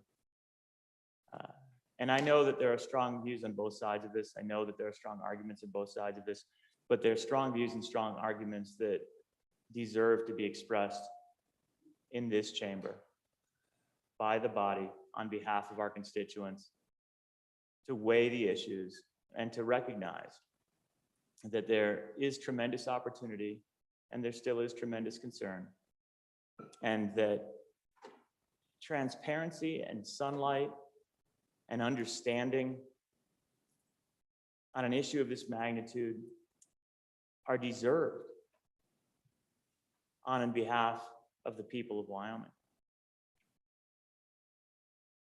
This is the type of decision that may be life or death for people in the state of Wyoming. We know that there are perhaps 18,000 to 20,000 folks in Wyoming that have no access to affordable health care, none. Due to the structure of the Affordable Care Act, due to the structure of a Supreme Court decision that came afterwards, the reality is these are uninsured, uninsurable individuals, and we know that they struggle. And we know that for the past 8 years, we've provided no alternatives, no options, no opportunities, and realistically, very little debate It's amazing how little debate there was. But I do wish, Mr. President, that everyone had had the opportunity to be in the first committee hearing, the committee hearing that it passed out of and came to the full Senate. Because it was persuasive, it was compelling. There was passion. Interestingly, there was no opposition reported. Nobody showed up to say this was a bad idea, but an awful lot of people came to say how important it was to them. I know that everyone in here feels like they've got all the information they need to make this decision. And perhaps everyone does. But I honestly don't know, Mr. President, what we're afraid of as a chamber, why we can't bring it here, why we can't talk it through once again, recognizing that it truly is, at least for a portion of the population of Wyoming, perhaps 10,000 or more, the most important thing we have before us. They don't care about the roadkill bill. They care about this.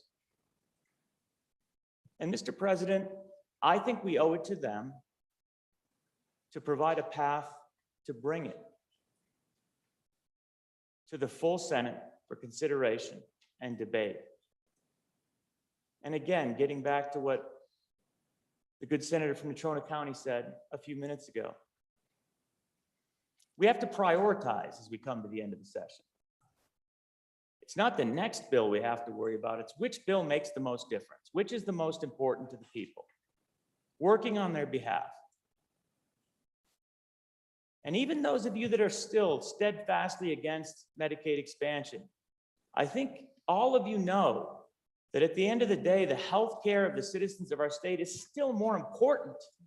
Even if you don't like this policy, you know it's more important than the other issues that we're going to be working instead. So I hope this body will reflect on that. I hope this body will provide the opportunity for this bill to move forward, to bring it back here, to allow it to be debated and considered, and to vote aye on this motion, Mr. President. Thank you. Further discussion. Let's start with, let's go over to Chairman Scott. Mr. President, this takes me back, having spent a number of years as chair of your committee number 10. This is a very complicated. We've dealt with Medicaid expansion. We've voted it up and down on this floor a number of times before. This one's got some additional complications. We have got the current system set to where most of the people who want and need insurance can get them and get it through the exchanges, federally subsidized without the state being involved in it. And because of the performance of our insurance department and one of the large insurers, we've taken advantage of the federal system. And my understanding, and I think it's still current, is that better than half of those policies are available in this income range that we're talking about, without premium and without significant co-payments. So that makes this, the question is the mechanism. There are a few people, it's not 10,000, I don't know how many it is, maybe 1,000, I don't know, who cannot qualify and cannot go get a minimum wage job and qualify for this insurance. There's some quirks in the federal law, but it's a relatively small number. It will require a increase to do it right and do it without hurting our healthcare system. Will require an increase in the reimbursements we pay in the Medicaid program, and we're going the other way right now for financial reasons. There are some federal inducements that frankly I don't understand, and I think the whole thing is complicated enough so a committee who has not heard this one will not have time to do justice to it in the time left, Mr. President, because there are some complicated issues to resolve. I think the better part of wisdom is to follow our process, leave it with the committee it was assigned to. If they work it and bring it out, and they did bring the other one out, that's a different matter. But I think we ought to follow the process here and just put a stop to this business of committee shopping. Let the health committee be the health committee and let them deal with it. At this late date, I don't think we can get a decent job done elsewhere because I can assure you, it is way complicated and will take more time than, I believe tomorrow is the normal day for the last day for bills in general file. It's going to take more time than that to do it justice. I would urge us we follow our normal process and leave it where it is. Let's go back to Senator Hicks, who's one of the earlier people. Go ahead. Yeah, Mr. President, just to make a couple of points, I think past chairman of the health, chairman of education made a point that we've debated this and voted it down. We've debated it, voted it down, and we've debated it and voted it down in this body. My colleague from the ivory tower, he says, what's the risk of having another debate? And just earlier, my good colleague, the chairman of the ag, pointed out that our colleagues down at the other end of the body want to make animal cruelty a felony, Mr. Chairman. I'm afraid that if we bring this out and we debate this on the floor, it's the equivalent of beating a dead horse. And you all may be convicted of felony charges for doing so. So on and against the bill, and we should not beat on dead horses, Mr. Chairman. Okay, all right, let's bring it back. Senator Bonner, can you help us do that? Okay, thank you, Mr. President. I'd just like to point out to the body that we spent about an hour and a half talking about bills that probably need to be in the committee. This is why we have a committee system. I'm looking at that board there. I'm assuming that there's some good bills up there. I'll know because we haven't had a chance to discuss it. So I'm concerned about the sheer number of attempts to pull bills out of committee. This is no way to run the Senate. And just on procedural grounds alone, I advise you to vote against this. Senator Guru.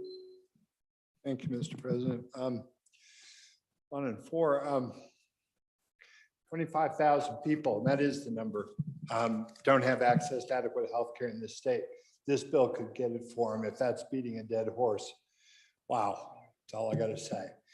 Every bill that comes to this legislature is important to somebody. And this bill is important to a lot of people that I know, a lot of my constituents, and a lot of yours as well. So vote it up and vote it down. I'll give you that one. But please, please, don't underestimate the importance of this bill, the importance of having this discussion.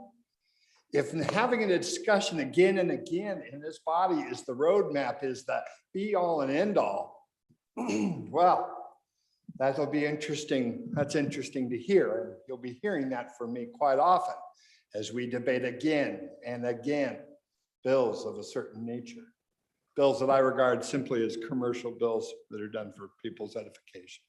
On and four, thank you, Mr. Senator Kinski, and then up to Senator Hutchings in that order. Thank you, Mr. President. On and against the motion.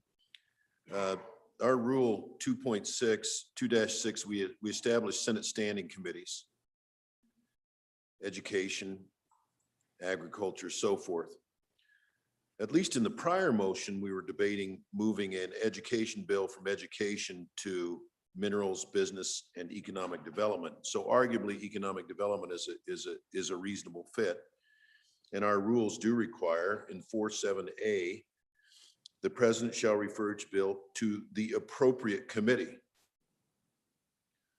What I fail to understand is how taking a bill that clearly is a standing committee, labor, health, and social services bill, and referring it to revenue is an appropriate assignment. It's not. I mean, this is way off the track of what our standing committee process is and should be.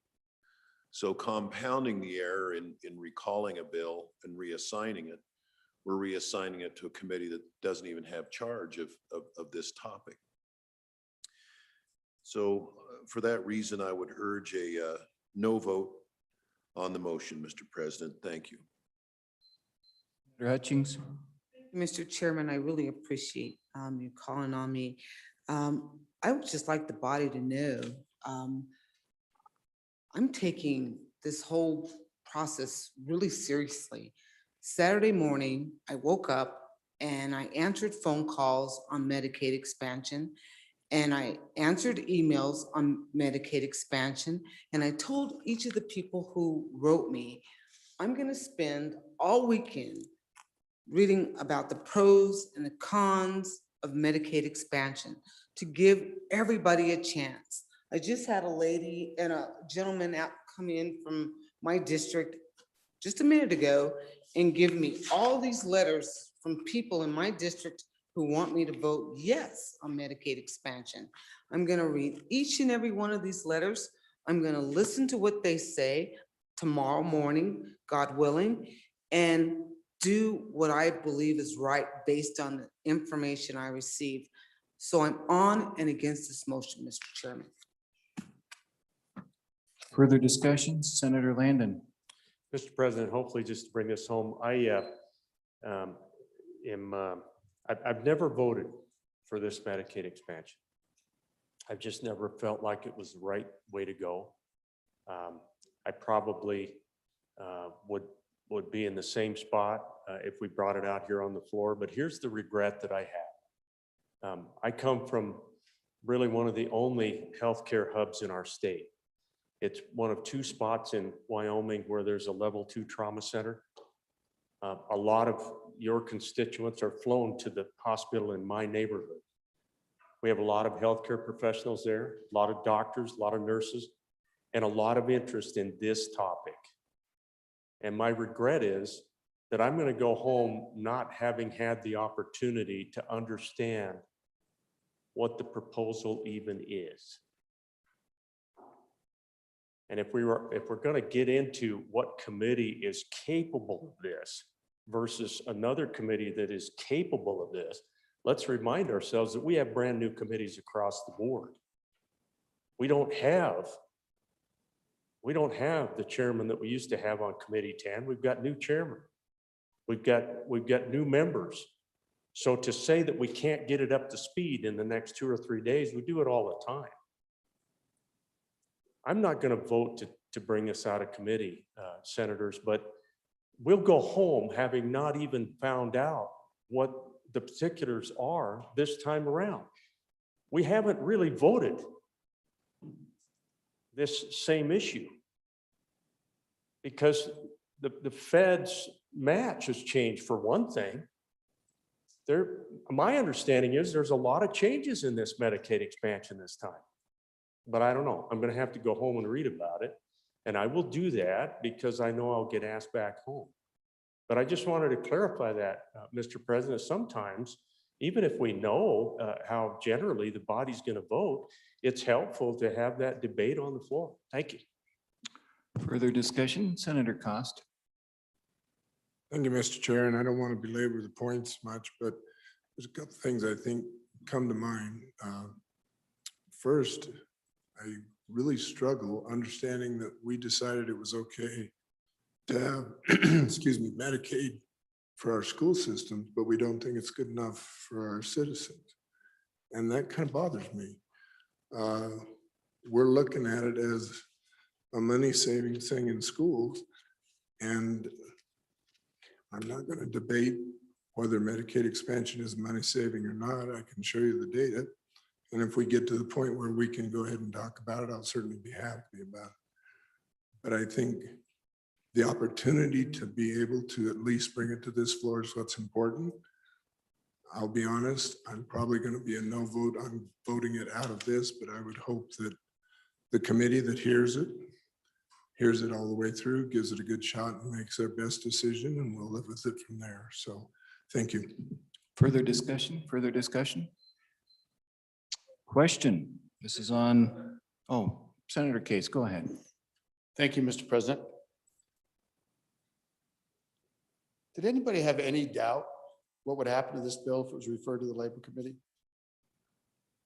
I think the folks that met downstairs knew exactly. Our committees are very predictable. We know who's on them. We know everybody like a book now. It's not going to come out of the Labor Committee. It's okay. It will come out of revenue, I think. No guarantees. I hope you support that. It benefits a lot more than 5,000 people. Could be more than 20,000 people. There's a special federal incentive that, it's a bargain deal. Mr. President, I know that's anthem to people here, but there are people in Wyoming that don't have insurance. When they get sick or injured, they don't have a lot of choices. Mr. President, I used to be against Medicaid expansion, and I got sick. And I got sick at a time in my life. I was between wives, and recently between wives, and I was flat broke, Mr. President. Flat broke. I went to be scheduled for surgery, and I couldn't get, they wouldn't do it. You can go to the emergency room all you want and be a burden on places like the Casper facilities and around. But if you really want a disease treated in a sustained way, they want guaranteed payment. They want insurance. So you have haves and you have nots.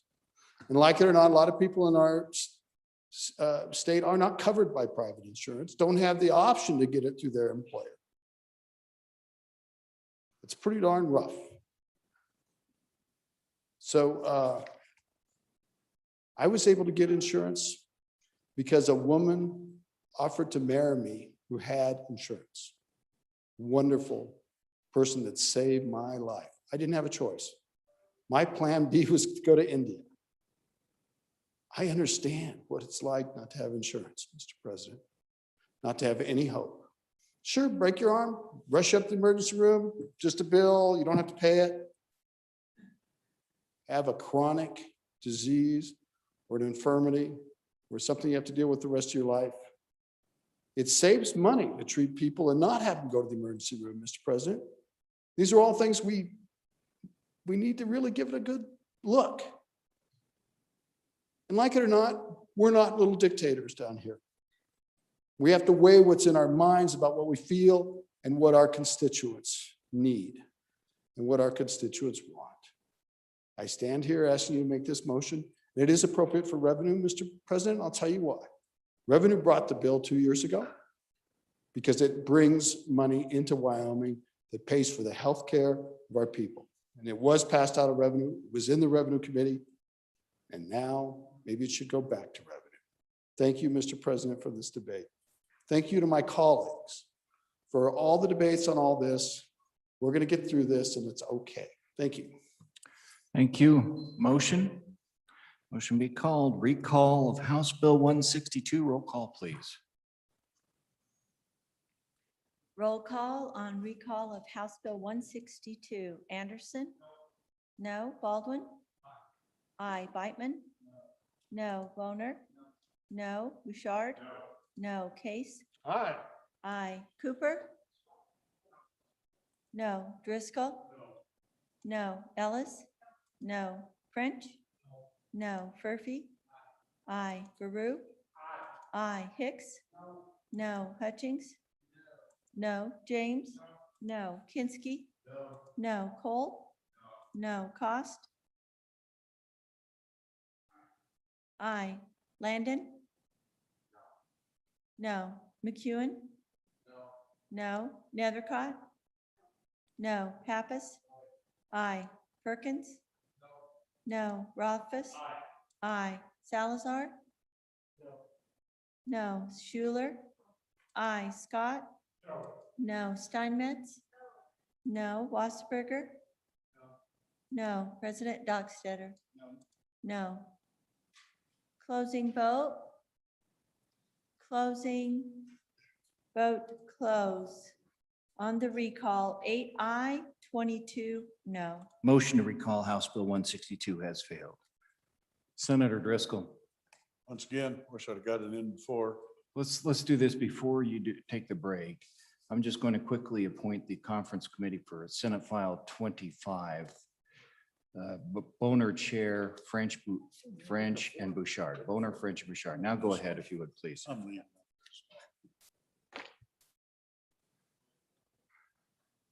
We're still waiting for you, Mr. Floor It's Leader. my third time again. Mr. President, I'd ask that we stand at ease till the sound of the gavel for 10 minutes. Mr. Floor Leader, thank you for letting me interrupt. We will stand at ease until the sound of the gavel, approximately 10 minutes.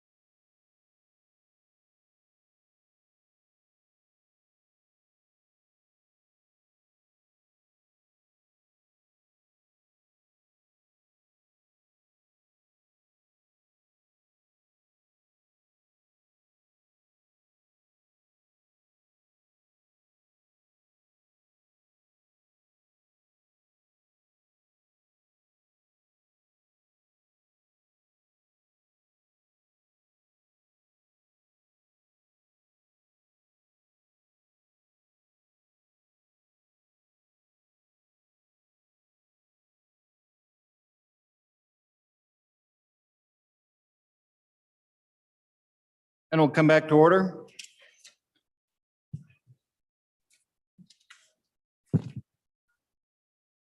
While you're settling down, I'm going to do your favorite part, signing of an enrolled acts. If I can find a blue pen.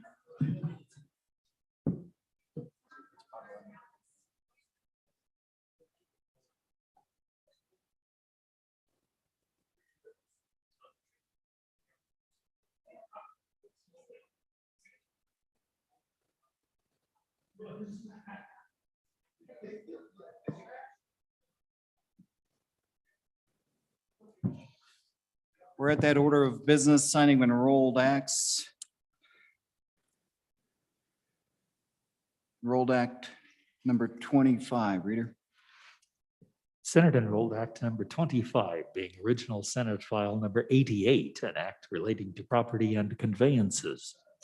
I'm about to sign Senate Enrolled Act number 25, being original Senate File 88.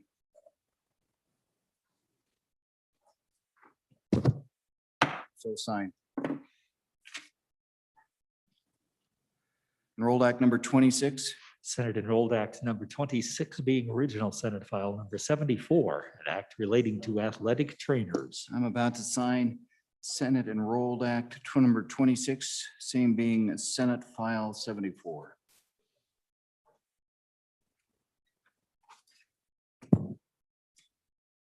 Senate Enrolled Act number 27. Senate Enrolled Act number 27, being original Senate file number 106, an act relating to highways and transportation. About to sign Senate Enrolled Act number 27, the same being Senate File 106. So signed. Senate Enrolled Act number 28. Senate Enrolled Act number 28, being original Senate file number 107, an act relating to highways and transportation. I'm about to sign Senate Enrolled Act number 28, same being Senate File 107. So signed. Senate Enrolled Act number 29. Senate Enrolled Act number 29, being original Senate file 108, an act relating to education. I'm about to sign Senate Enrolled Act number 29, the same being Senate File 108.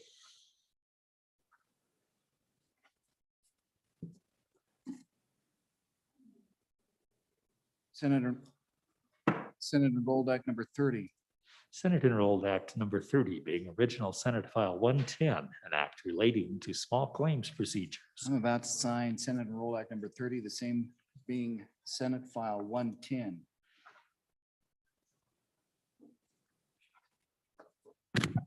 So signed. Senate Enrolled Act number 31. Senate Enrolled Act number 31, being original Senate file number 116, an act relating to administration of the government. I'm about to sign Senate Enrolled Act number 31, the same being Senate File 116. I've so signed. Senate Enrolled Act number 32. Senate Enrolled Act number 32, being original Senate file number 124, an act relating to trade and commerce.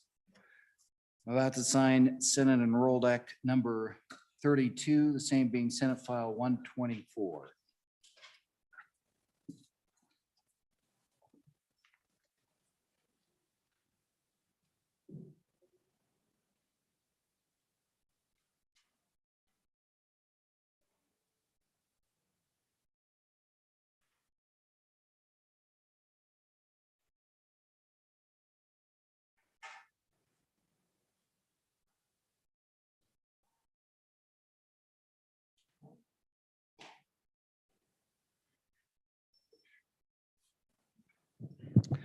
Standing committee reports.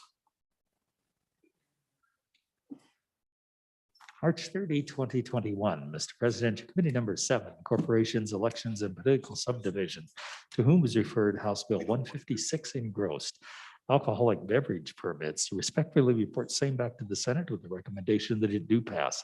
Ayes, Senators Boner, Case, Driscoll, Nethercott, and Scott. Senator Driscoll, Chairman. March 29, 2021, Mr. President, Committee number 8, Transportation, Highways, and Military Affairs, to whom is referred House Bill 254 engrossed, Transportation Computer System. Respectfully report same back to the Senate with the recommendation that it do pass amended. Ayes, Senators Anderson, Furphy, Landon, McEwen, and Pappas. Senator Landon, Chairman. March 30, 2021, Mr. President, Committee number 7, Corporations, Elections, and Political Subdivisions, to whom is referred House Bill 163, Federal Congressional Elections Residency. Respectfully report same back to the Senate with a recommendation that it do pass amended. Ayes, Senators Boner, Case, Driscoll, Nethercott, and Scott. Senator Driscoll, Chairman. March 30, 2021, Mr. President, Committee number 7, Corporations, Elections, and Political Subdivisions, to whom was referred House Bill 75, engrossed voter identification. Respectfully reports same back to the Senate with a recommendation that it do pass amended. Ayes, Senators Boner, Driscoll, Nethercott, and Scott. No, Senator Case. Senator Driscoll, Chairman. March 30, 2021, Mr. President, Committee number 12, Rules and Procedures, to whom was referred House Bill 36, engrossed, Management Council membership. Respectfully reports same back to the Senate with a recommendation that it do pass amended. Ayes, Senators Dockstader, Driscoll, and Hicks.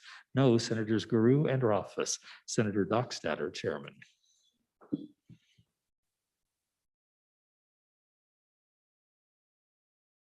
Thank you. Okay, Mr. Majority Floor Leader. Oh, Senator Landon, first of all. Mr. President, thank you. House Bill 254 has some money in it. Without objection, I would ask that you refer that to the Appropriations Committee for a look. Thank you. Okay, absent objection, that is referred to Committee 2, Appropriations. All right, Mr. Majority Floor Leader. Committee resolved itself in the committee of the whole. You've heard the motion. All those in favor say aye. Those opposed, nay. Senator Hutchings, here at the front desk.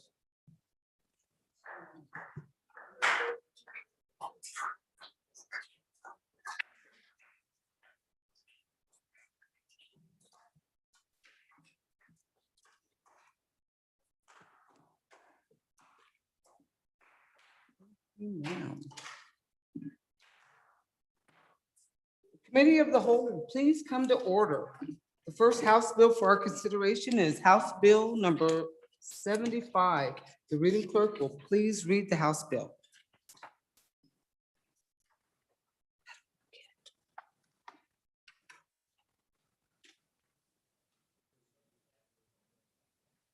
One moment, please.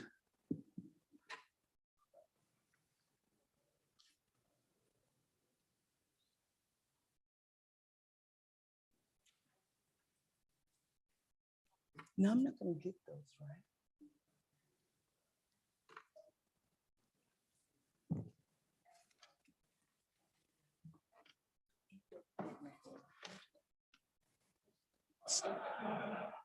House Bill 75 engrossed, voter identification, sponsored by Representative Greer, an act relating to elections.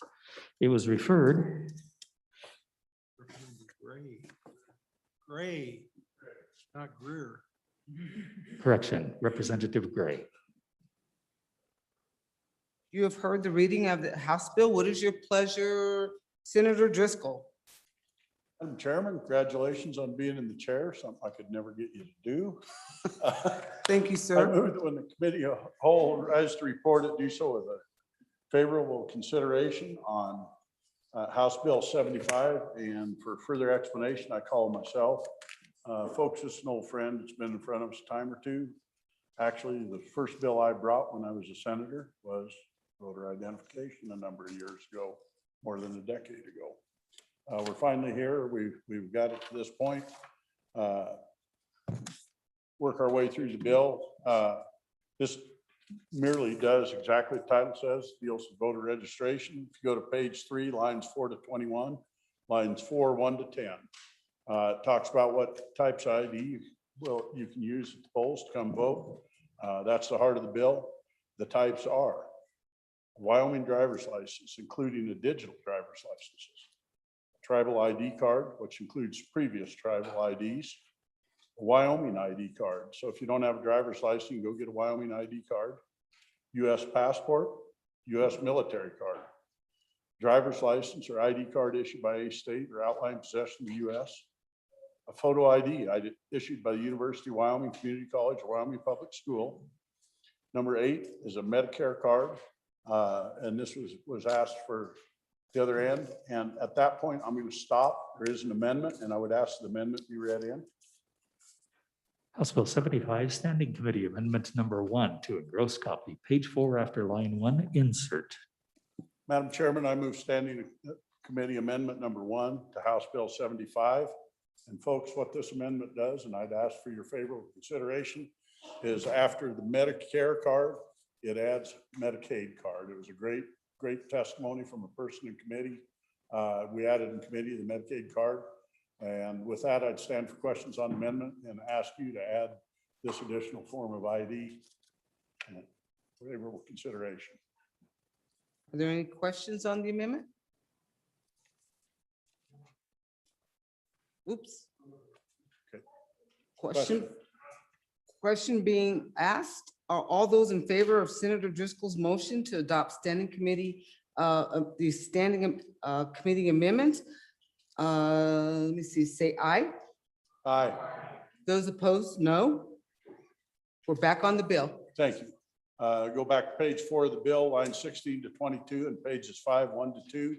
This lays out the process, lays out a person votes only if a person presents acceptable identification voting in person, either early or on the day of the election. If they don't show an ID, they get a vote, a provisional ballot. I think you folks all know what they are. They can vote one, and that gives them another full day to come in and prove that they actually have ID. Lines 10 to 13 lies out the voter ID requirement doesn't apply to the absentee ballots. Page 6, lines 1 to 3 amends language, lays out an individual may be challenged for failing to show an acceptable ID. Page 6, line 13 to 17 directs YDOT, the renewal application for a driver's license, they'll need to show acceptable ID in order to vote, and they do not wish to renew, they can obtain a Wyoming card. Page 7 says that the fee for an ID card can be waived if it's for voting. So if you want an ID, you don't have one, you can walk in the driver's license, I need an ID for a specific purpose of voting, they'll do it. We had great testimony on this bill. Really all it amounts to is there's another box on the ballot that, or not on the ballot, but on the roll when you come in, they check the box, what form ID you have. And it's a pretty simple process, not hard on anybody. Really a good bill. Its time has come. With that, I'd ask for your favorable consideration and stand for questions. Seeing there are no questions on the bill, are you ready for the question? All those in favor of Senator Driscoll's motion that when the committee of the whole rises to report that it do so with a favorable recommendation of House Bill 75, say aye. Aye. Those opposed, no. House Bill 75 has passed the committee of the whole. The next bill for our consideration is House Bill 188. House Bill 188 engrossed, sponsored by Representative Hunt, irrigation district loans, an act relating to intergovernmental cooperation, was referred to committee number 5, which returned to committee recommendation that it do pass amended. Senators Boner, Bouchard, French, Costa, and Wasserberger. Senator Boner, chairman, was re-referred to committee number 2, which returned to committee recommendation that it do pass. Senators Guru, Hicks, Kinsky, Perkins, and Steinmetz. Senator Perkins, chairman. You've heard the reading of the House bill. What is your pleasure, Senator Boner? Thank you, Madam Chair. I move that when the committee of the whole rises to report, do so with the due pass recommendation on House Bill 188. There is a standing committee amendment. I ask that that be read in at this time. House Bill 188, Standing Committee Amendment number 1 to engrossed copy, page 2, line 2 before. We're on the amendment. Thank you, Madam Chair. I move standing committee amendment number 1 to House Bill 188, and we'll just discuss that right now before we turn the explanation of the bill over to the sponsor. Ladies and gentlemen, all this does is, the bill basically allows for a new source of funding for water infrastructure. We're ensuring that storage projects like a dam can also be included to make sure that we're applying to, this is consistent, applies to all sorts of water development projects. Stand for questions on the amendment. If not, I'll call for the question. All right. Let me see. You're seeing that you're ready for the question. All those in favor of Senator Bonner's motion to adopt the standing committee amendment to House Bill 188, please say aye. Opposed, no. Oh, we're gonna. Sorry, Senator Steinmetz, I didn't see you back there. We're on the bill. Thank you, Madam Chairwoman. And I bring you House Bill 188 today. What this bill seeks to do is add irrigation districts to the capital construction loan program. As you know, many of our irrigation districts have aging irrigation infrastructure within their borders. And so this would just seek to add them. The current status of the capital construction loan account is that the State Investment Board, or SLIB, is the one that administers that program. Currently, there are 7 loans under the program. The loan terms range from 5 to 25 years. The interest rate is from 1 to 2.5%. The amount of loans range from 114,000 to 20 million. The current available funding for infrastructure is 171 million, road and street 200 million. And the Office of State Land and Investment can absorb the increase and administrative burden, and they will just need to adjust their applicable roles. Most of the bill is found on page 2. You can see the loans opening up to the irrigation districts, the interest rate, the term of the loan can be from 5 to 25 years. And on specifically line 15 and going down, the board shall require an irrigation district to apply for other grant or loan programs prior to authorizing the loan under this subsection. Adequate security for loans shall be required and may include, and then it goes on.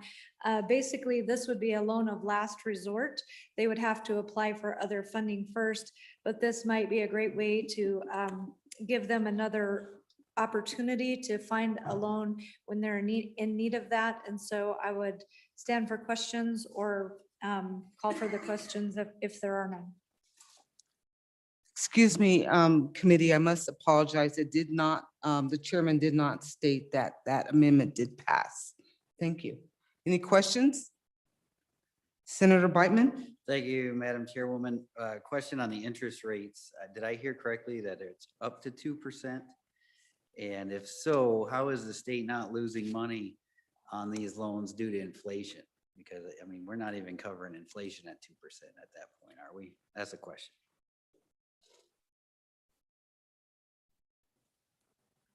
Chairman Perkins? Thank you, Madam Chairwoman. These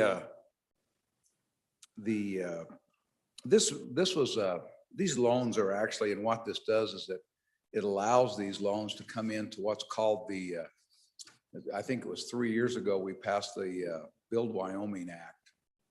And out of the Permanent Trust Fund, we allowed $200 million for I think water and sewer, and $200 million for streets. We established the interest rates. That was all done legislatively. It was passed. And so ultimately, the way that the bill came out of the Joint Conference Committee and came into law was that the loans are at least 5 years. And so at 5 years, they start at 1%. For each year that they're over 5 years, I think it increases 0.25%. And so these are what you call legislatively directed investments. So this just simply takes advantage of existing law and allows these, and basically by the passage of this bill would allow those so that they are basically qualified to access this loan program that's already in statute. So the interest rate, like I say, was established. We debated this a number of years ago. The House had a version, the Senate had a version, and we met in the middle on these interest rates. And so are they low? Yes. Are there other issues with this loan program? Yes. But this ultimately doesn't, this provides an opportunity to just ensure that in instances of emergency and as a last resort, if they can't find this finance another way, they can do it through this existing program that the legislature has set up and that the Office of State Lands and Investments administers. Chairman Boner. Thank you, Madam Chair. Just to add a little bit onto that, I'd point out that the interest rate is the greater of that 1% plus 3/4 or the treasury yield or the security of the same duration. So there's it's the greater of, not the lesser of. So we're covered that way too. So it's never going to be less than the actual yield for a treasury security of the same duration. Follow up, Senator Whiteman? Yeah, Madam Chairman. So commercial banks aren't going to be able to compete with this, obviously. We're going to, if this were to pass, everybody would run to the state to get these basically grants, glorified grants, and then the commercial banks wouldn't be able to participate in this kind of business. Is that correct? Chairman Perkins. Madam Chairman, there's no opportunity for this to be a grant unless the legislature and separate legislative action appropriated money to replace this. These are loans out of the corpus of the Wyoming Permanent Trust Fund, which is inviolate. And so if this were turned into grants, you would actually have to, as I said, you would have to appropriate money to replace the loan principal into the PMTF loan reserve. Or not loan reserve, but the PMTF corpus.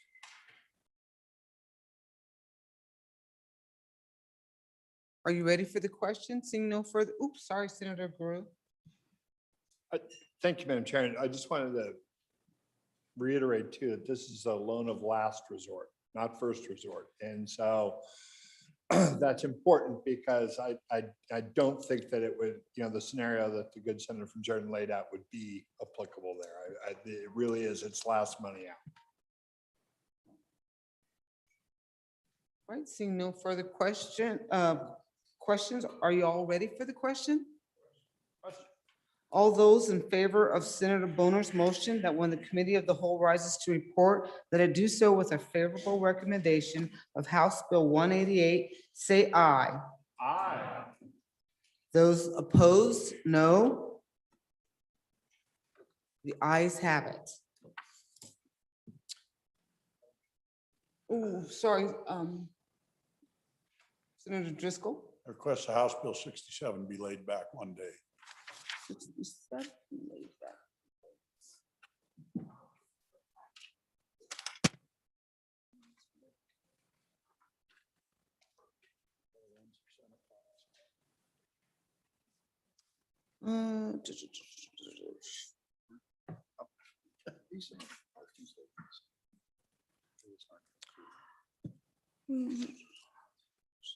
Okay, the next bill for our consideration will be House Bill 116.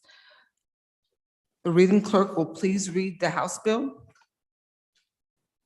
House Bill 116, Concealed Carry Residency Requirement 2, sponsored by Representative Worf, an act relating to concealed weapons, was referred to committee number 1, which returned a committee recommendation that it do pass. Ayes, Senators Cooper, French, Kolb, Cost, and Nethercott. Senator Nethercott, Chairman. Chairman Nethercott, you've heard the reading of the bill. What is your pleasure? Thank you, Madam Chair. I move that when the committee of the whole rises to report, it do so with the due pass recommendation of House Bill 116, Concealed Carry Residency Requirements 2. To explain this bill, I'll call on one of the sponsors, Senator Bouchard. I'm is up waving. here. Senator Bouchard. Thank you, Madam Chairman. Simple bill here. This is what this bill does is let me go back to the basics on it. When we first did this constitutional carry, we were looking to be the third state. Didn't happen that year. And what happened was the following year, we became the fourth state. early on, as an early adopter, we went with the residency requirement in order to get the bill passed. As states started to pass this bill, and now they're up to, I think, 17 total, they all passed it without residency requirements. Our neighboring state actually 2 years ago repealed their residency requirement. And so we can actually go over to that state and carry, but they can't come to ours. So that's a basic review of what's going on with this bill. On page 2 of this bill, it's really basic right there. It's on page 2, line 11, you can see it, is a resident of the United States and that's the component of the bill. On the next, on page 13, it basically does it to apply it to constitutional carry, meaning you don't need a permit. So this isn't very controversial unless you don't, I mean, if you don't know where the laws are on this bill. A lot of possessionary restrictions are already in the law. So if we go to, I'm just gonna go to current law, 68104, I don't have the book open here, 68104B and Romanet 4. So basically what our current law does is it points to this and it says, if they basically can't carry or possess with the constitutional carry, the current law that's on the books, if they are not eligible to possess a firearm pursuant to 18 USC section, so US code section 922G. And when you look at 922G, there's about 10 items in that code. So if we go through it real quick, it should be unlawful for any person who has been convicted in any court or crime punishable by imprisonment for a term exceeding 1 year. That means they've had a felony. Who is a fugitive from justice, who is unlawful user or addicted to any controlled substance, who has been adjudicated as mental defective, or who has been committed to a mental institution, who is an alien, is illegally or unlawfully in the United States. And there's a section in 922G that, and I don't want to get into the minutia, but what happens is if you come into the United States with a visa for traveling, you cannot possess a firearm. If you have some kind of visa that says you can be here, but you are not a resident, you cannot possess a firearm. It has always been, if you had what's called the green card, you have possessionary rights the same. So we actually, they go through the proper process and they become a resident through the proper channels of immigration. They can. So I mean, there was some confusion I heard about in committee. 922G takes care of this. I mean, it even goes on in 922G, stalking or threatening an intimate partner. Also, like it has parts about restraining orders. So all that, and I'm only going over that because that stuff's in 922G. All this bill does, it says if you can lawfully carry, this bill's saying that you can do it even if you're a non-resident of Wyoming. So that's what this bill does. I'll stand for any questions. Senator Biteman. Thank you, Madam Chairwoman. This is a simple bill. I mean, I didn't realize we had this residency requirement until I got the co-sponsor request and thought about it. And like, I can't believe we haven't gotten rid of that yet. I mean, constitutional carry is constitutional carry, whether you're a Wyoming resident or not. If you're a US citizen, the Constitution applies to you. And this is a quite simple fix. And a lot of people that do travel to our great state during the tourism season hear that we're a constitutional carry state, but they could be breaking the law if they're non-residents and they choose to constitutionally carry because of our awkward law that we're attempting to fix right now, Madam Chairwoman. So on and for the bill. Thank you. Vice President Hicks. Yeah, Madam Chairman, I just want a little discussion on the use of the word resident. I don't know if that came up in committee or not, but it has different connotations, and I'm a little concerned when I read some definitions that are coming out of Homeland Security about permanent residents, which are those that have green cards.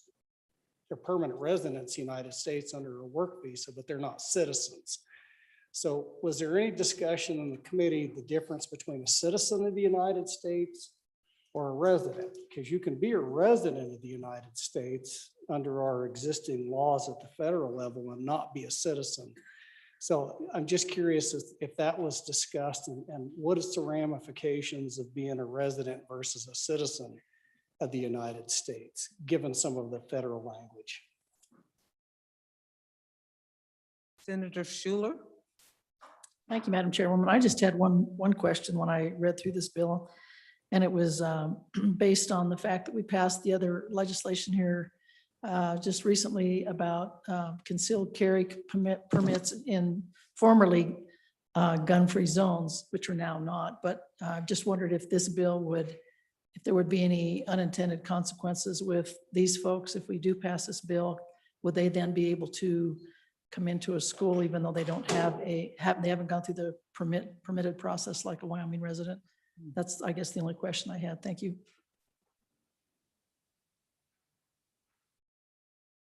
Senator Bouchard. Thank you, Madam Chair. The resident, see, I think I discussed that already in code. Possessionary has always been, at least as long as I can remember, under 822G of the US Code. If you have a green card and you are considered a resident of the United States. What we have done all along in our concealed carry law is we have been following 922G. So what we're doing here now, so other thing that we're doing is here is saying that a citizen of the United States can carry. However, under 922G, because that's the way the federal code is, if you go to any state, a non, I should say not a non-citizen, but someone who has a green card. So they've come into the process to become a resident of the United States. They can go into a gun store and they can buy a gun. So the communication that I heard in the committee came to the drug cartel and everything else. They're not waiting for us to pass this law. They already carry guns. This gives people who want to defend themselves against the drug cartel the equal footing. It doesn't matter where they are. Other states are doing this. If we do this, I think the only state that's left will be the one to the north of the one where the big statues are. I don't know the right.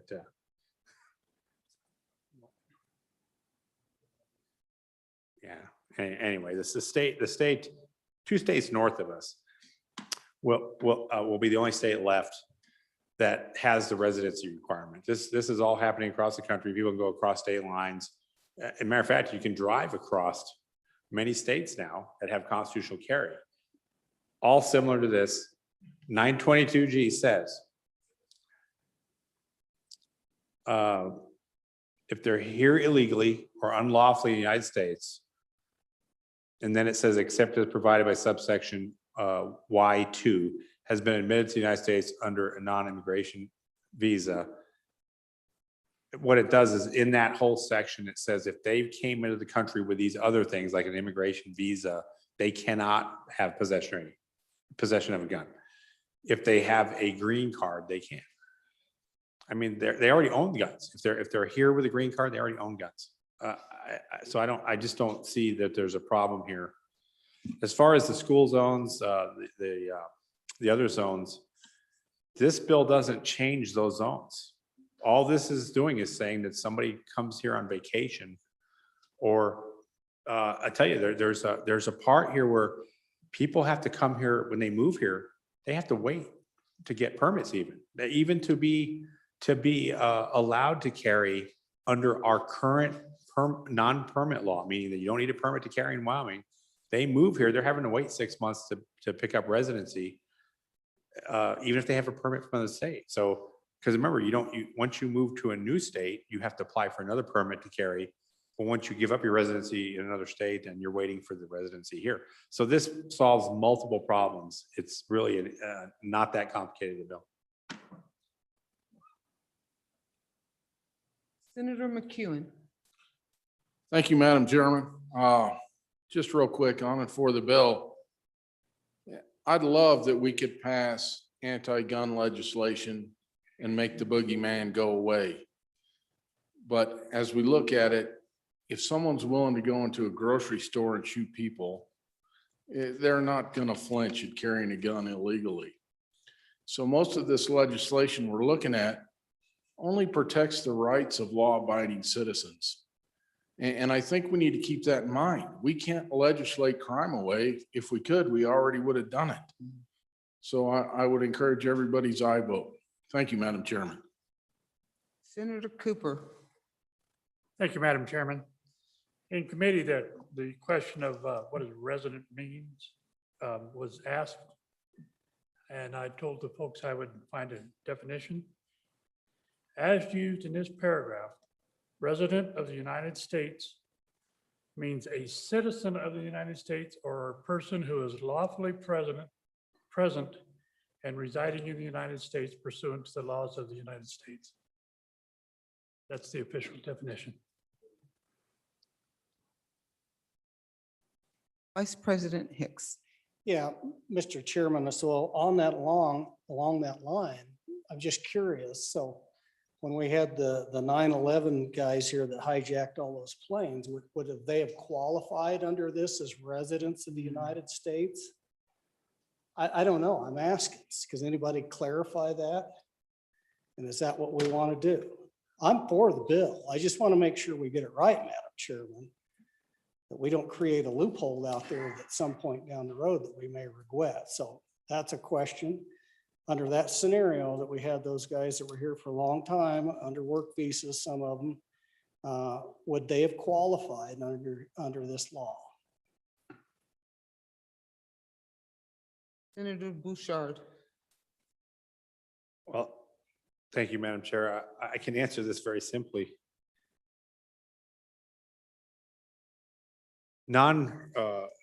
Or let me just say, people who hold the green card could already do this if they lived here in Wyoming.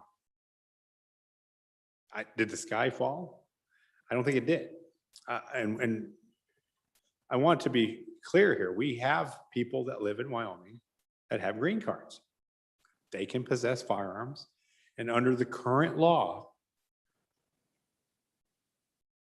they can even conceal carry under our current law, as long as they lived in Wyoming. So I think we're somehow not seeing that this is already done. The only difference is now they can come over state lines. I mean, this law, when we passed this, we had all these kind of arguments. It's basically the same as what we've got, except now people can travel into Wyoming, and then just like states that neighbor us, we can travel into their state right now without a permit. So anyway, I hope that answers the question. I mean, it's all covered here. I would have to answer that very specifically. I would have to go back and look at the immigration status of the people that you had in question. I think they had visas is what I think they had. So technically it wouldn't be the same, but I may not know that. I mean, I'll research that by second reading and tell you if they were residents and had green cards or if they had immigration visas. And if I had to guess, if you go to 922G, there's a B is where they change it. They did change that. I want to say it was 2011, where the visa holders had a different status, because that was not in the original 922G. So I'll give you an answer by second reading. Is there further discussion? Are you ready for the question? All those in favor of Senator Nethercott's motion that when the committee of the whole rises to report, that it do so with a favorable recommendation of House Bill 116, say aye. Aye. Those opposed, no. House Bill 116 has passed the Committee of the Whole. The next bill for our consideration is, sorry. I move the committee of the whole rise and report.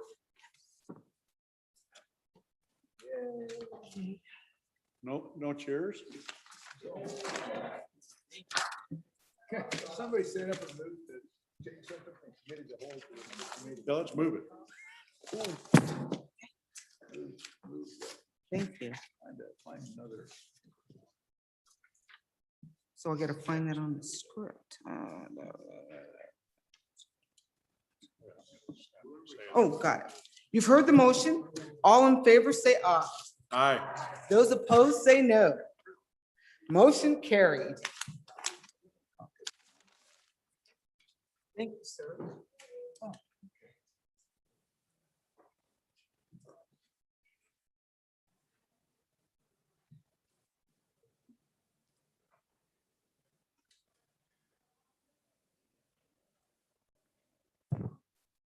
Read the committee of the whole report.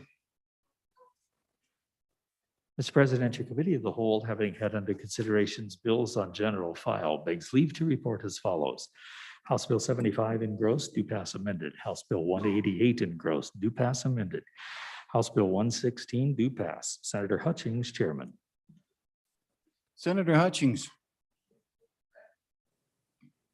Mr. President, I move for the adoption of the Committee of the Whole report. Thank you. All those in favor say aye. Aye. Those opposed, nay. Committee of the whole report adopted. Good job, Senator. Mr. Majority Floor Leader, that clears the desk. Great job, Senator Hutchins. Mr. Chairman, I move that we adjourn until 10 a.m. tomorrow. Guess 10 a.m. tomorrow. We will caucus on adjournment. Okay. In downstairs, downstairs, Senate majority. Announcements. Senator Boner, you were up. Well, Mr. Chairman, we'll meet upon adjournment. I don't know when that's going to be. Your committee number 5, agriculture, meet upon adjournment, let's say 5:30, if that's okay with the majority. Work. We'll Yeah, we just go need a ahead few and go.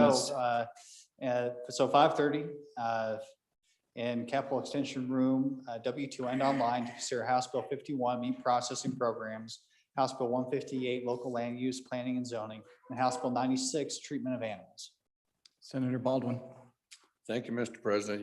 Your committee tired 10 will meet tomorrow morning at 7 a.m. to hear House Bill 161, human life equality prohibiting discriminating abortion, and House Bill 162, medical treatment opportunity act. 06.